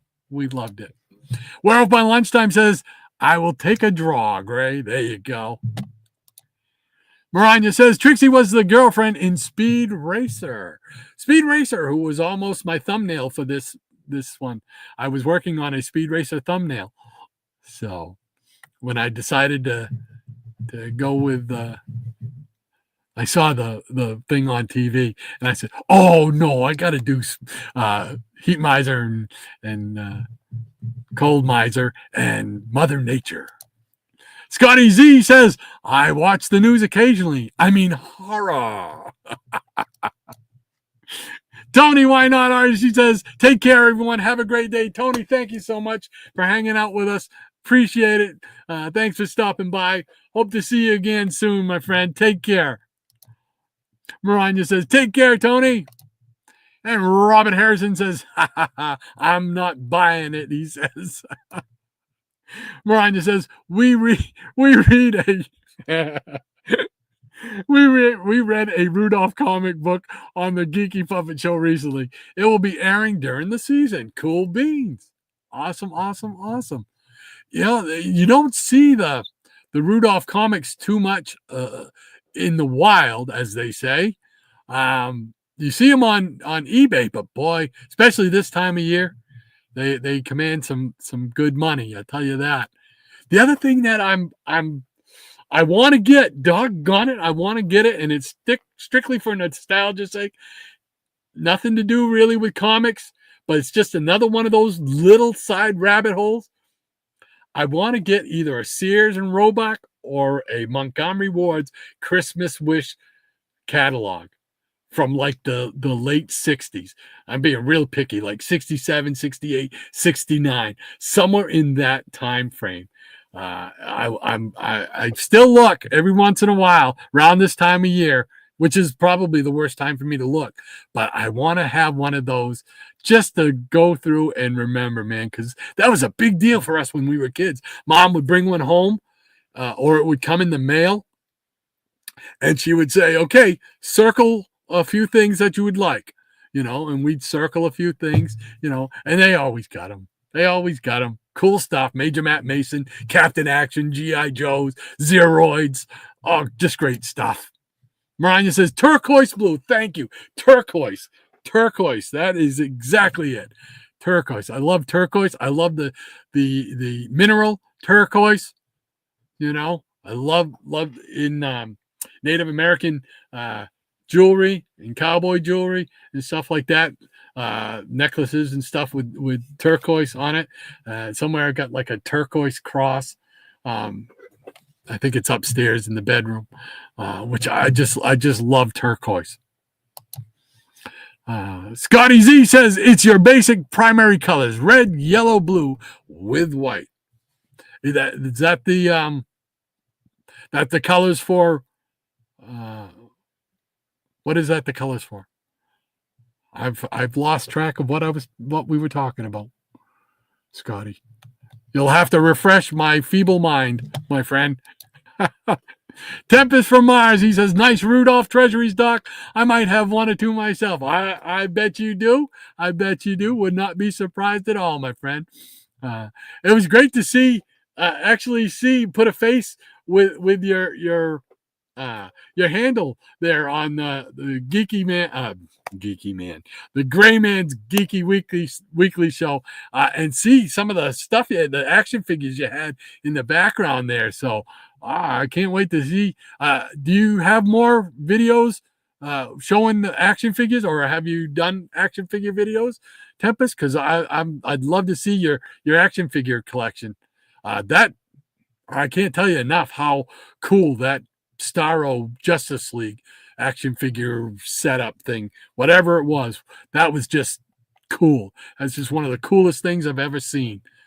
And Scotty says, I collects dust. Yeah, well, I do that these days too. Robin Harrison said they were comic books. Ah, cool beans. Thank you, thank you, thank you. And he says, happy trails until next time. Robin, take care. Stay warm up there in Toronto. Take care. And looking forward to seeing your Christmas tour videos. I know they're coming up. Scotty Z says, reels? Do you have laser discs? That's what I collect. No, I do not have any laser discs. I never had a laser disc player. And so I never got into the laser disc. I got heavily into VHS and videotape machines and got into those. And at one time I had 2 of them running so I could record wrestling shows on different channels. And I would make dub my own tapes, taking out commercials on some of the wrestling stuff. And then a lot of cartoons. I taped a lot of cartoons. I've got first run VHS tapes of all the Hanna-Barbera superhero cartoons from World of Super Adventure. Because I recorded it 5 o'clock in the morning, used to be on, and I would get up and tape it. And so I had first run things, and then I took those and traded them for comics with other people, or traded them for wrestling tapes with other people, or traded them for for cartoons with other people through the back of Comic Buyer's Guide. So it was just a lot of fun. Ian and Becca Comics. Wow, those reels are super cool. Yeah, I've never ever seen them for sale anytime anywhere else. So it was just a weird oddball thing. And so yeah, I had some oddball stuff, man. Ian and Becca says we also collect toys. Cool beans. I've got to catch up on your video. I say this about everybody, and I'm so bad trying to find the time to watch everybody's videos, but I want to try and catch up on some of you guys' videos from before I knew you. So see what you guys are collecting and whatnot. So definitely. But thank you so much for asking about that. Scotty says, I'm pretty sure I collect too many figures. Yeah, me too. He says, do you collect dead batteries? Oh my gosh.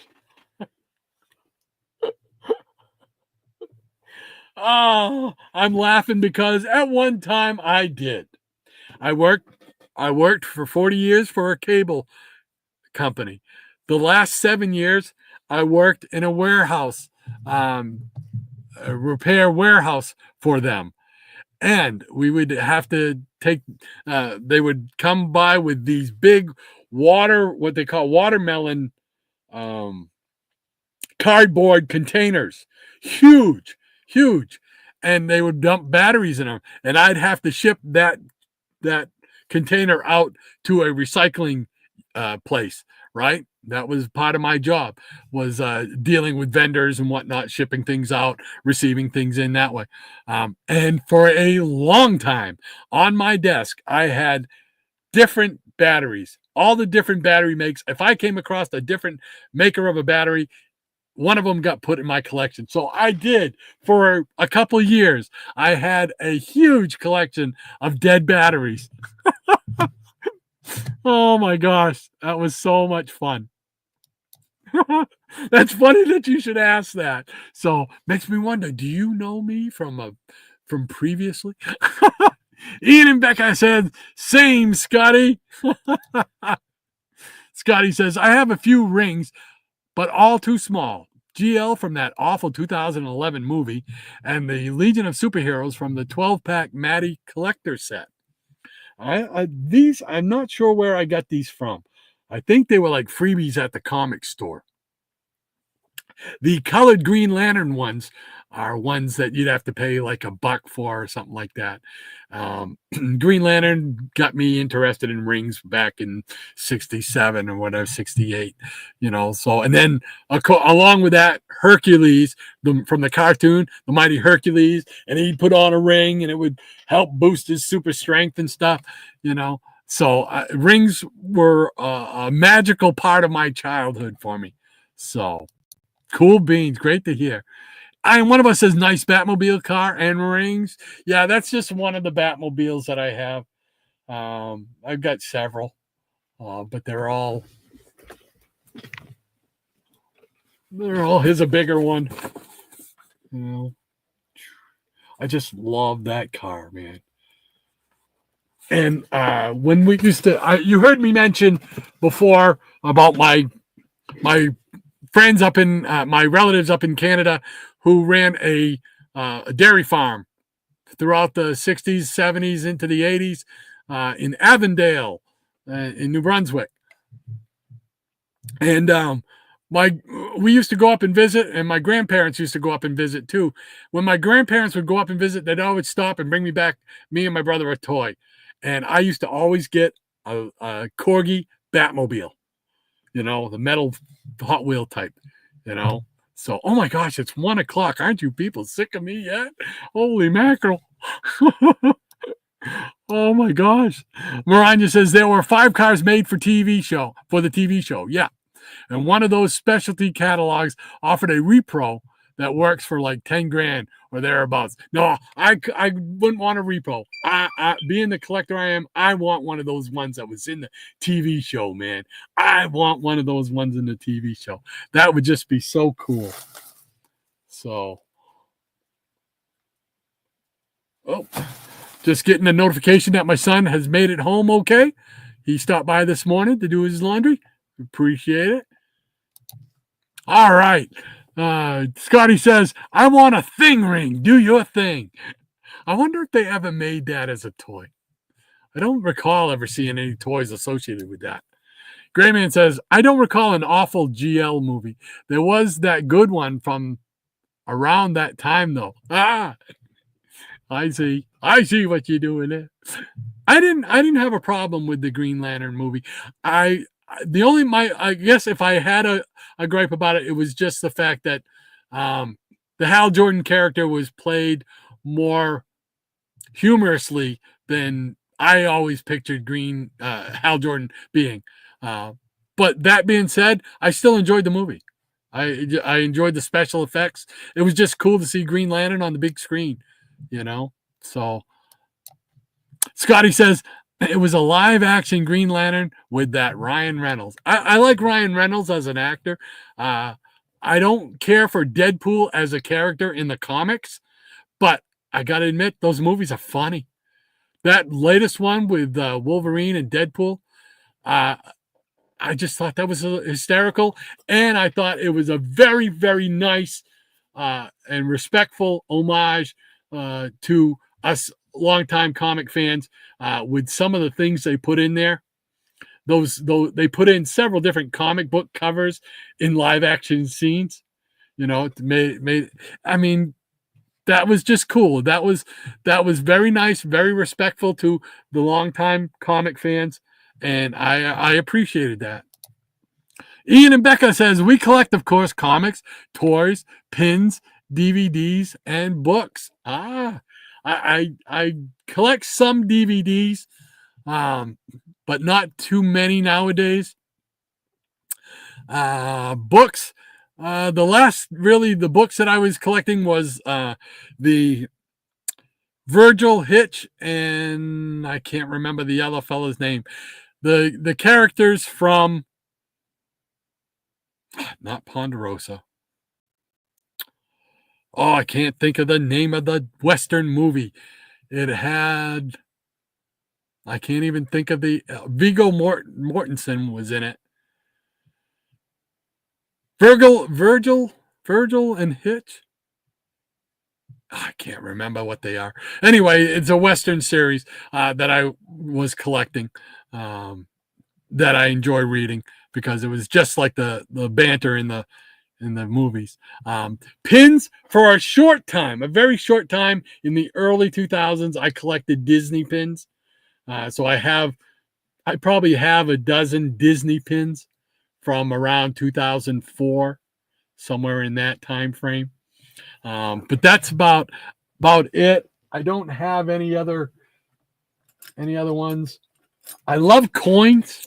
I dabbled in coins for a while, and these are tokens from casinos and stuff like that. They're metal, and I love coins. I love big coins, you know. So I have a coin holder that was made for me by my longtime friend, Guy Junkins. Guy and Annie, I hope you guys are doing well. If you see this, but so I collect, little coins like that. I got probably a dozen of them over here and stuff like that.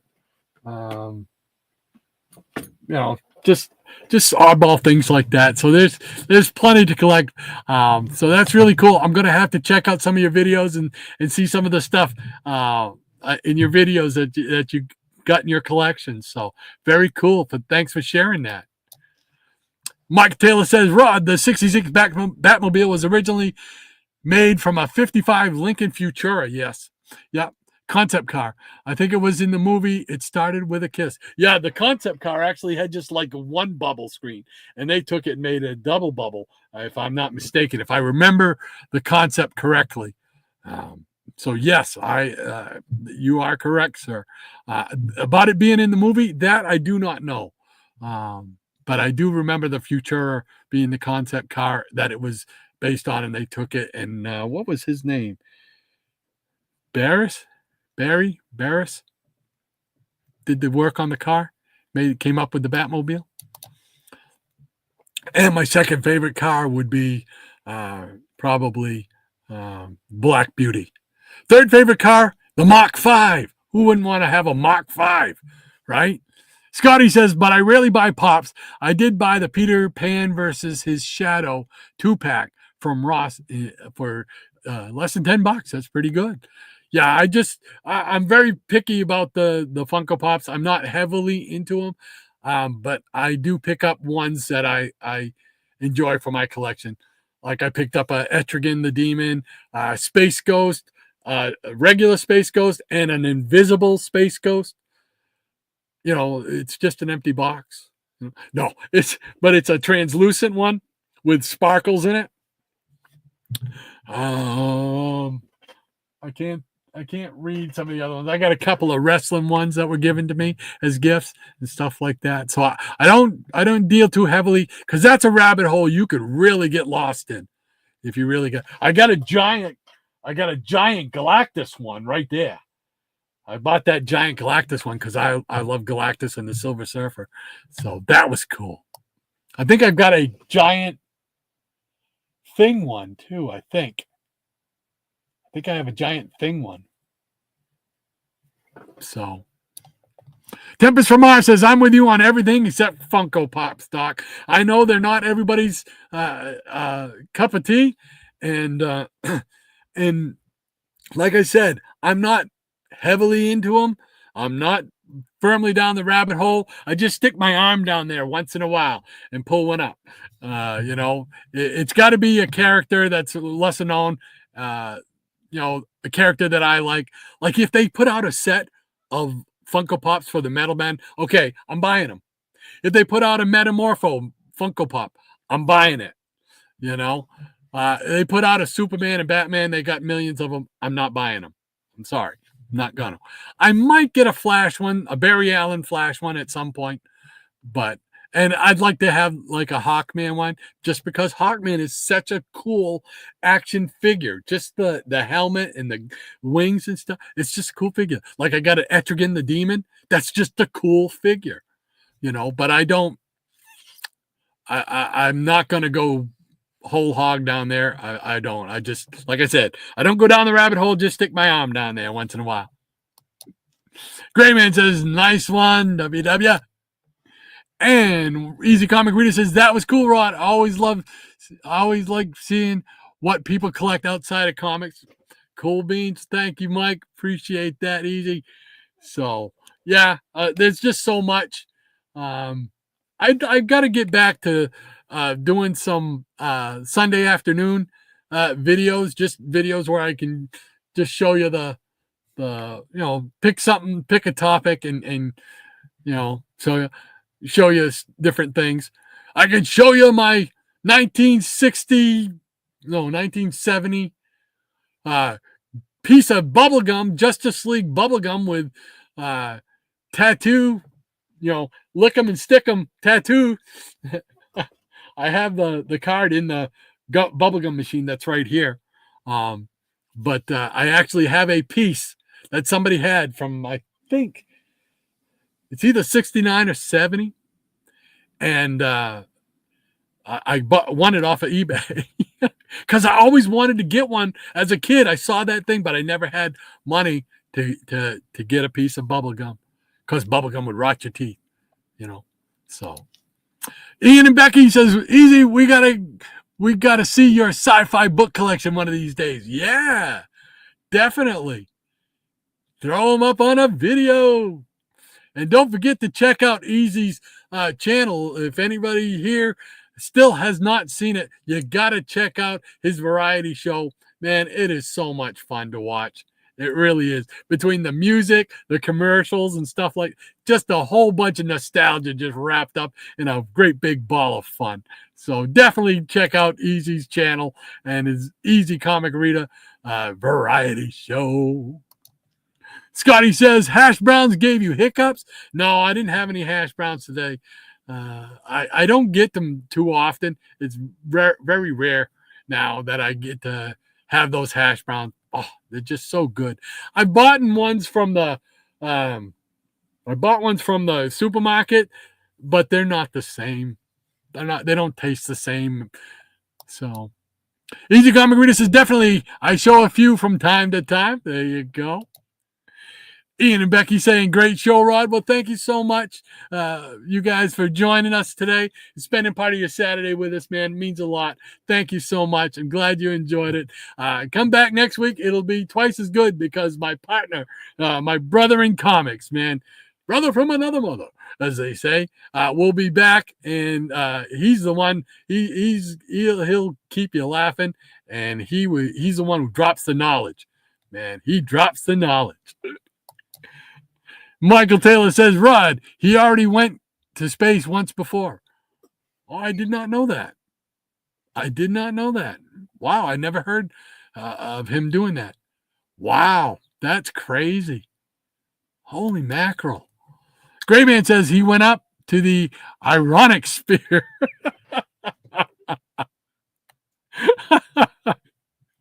Something like that, right? Scotty says, biosphere, where we live, stratosphere. And that's all I can remember. Oh, a man without fear.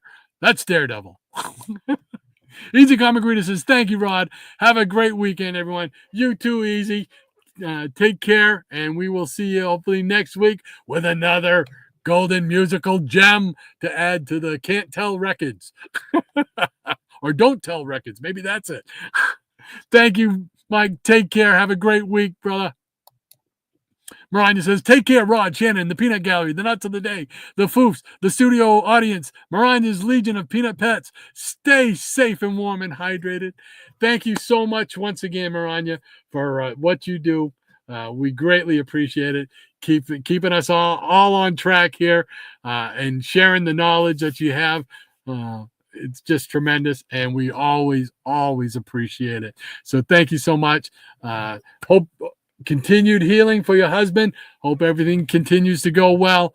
Take care, and we'll do it all again next week. Hopefully my brother will be here. And Michael Taylor says those Golden Age Ghost Riders had great covers. Yes, they did.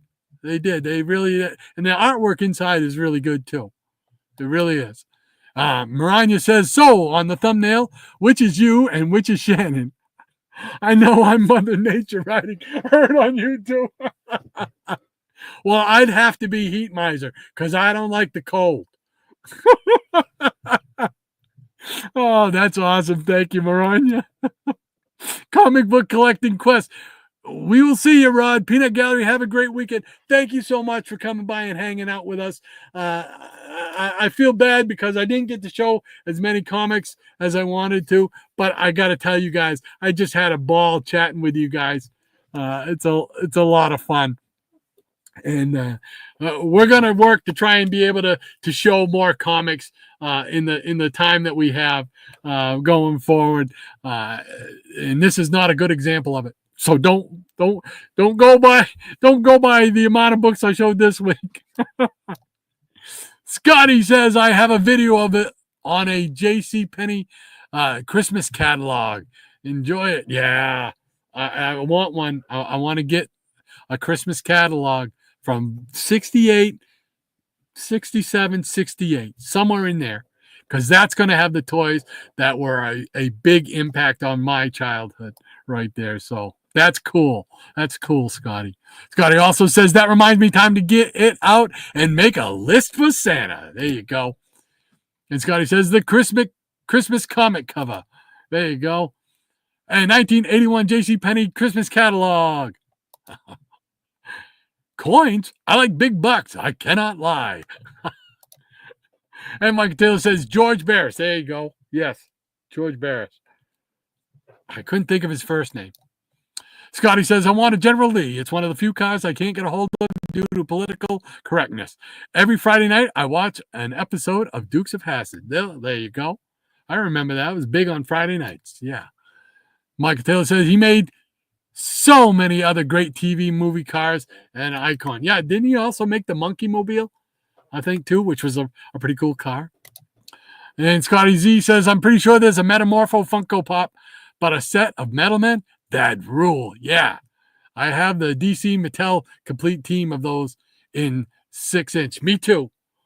I've got the 6-inch PVC Metalman figures. So, yes, sir. Scotty also says in the 70s, Mom never let me do lick and stick tattoos out of fear they had LSD on them. Well, I could see that being a fear then. Michael Taylor says, I remember those lick and stick tattoos. They were great. Maranya says, George Barris was the designer of the Batmobile, and I believe the Munster Mobile as well. Oh, yeah, I forgot about the Munster Mobile. And Michael Taylor says, this was definitely the longest show so far. Absolutely. And you guys deserve medals for sticking it out with me this long. And Michael says, yes, he was, Maranya. Talking about George. Yeah, Black Beauty, etc. Yes, I love the Black Beauty. So, but that Batmobile, that is the love of my life as far as cars go. So, cool beans. All right. Well, I think that takes care of it for this week. Oh my gosh. 1:15. Thank you all so much. Whoever's left here, thank you so much. I greatly appreciate it. Michael and Maranya and Scotty and anybody else who's still hanging around. Thank you so much for taking time out of your Saturday to hang with me and usually with Shannon as well. So thank you so much. And we will see you next week. We'll do it all again. Same bat time, same bat channel. And I hope you guys will join us once again. So everybody have a great week, and we'll see you soon.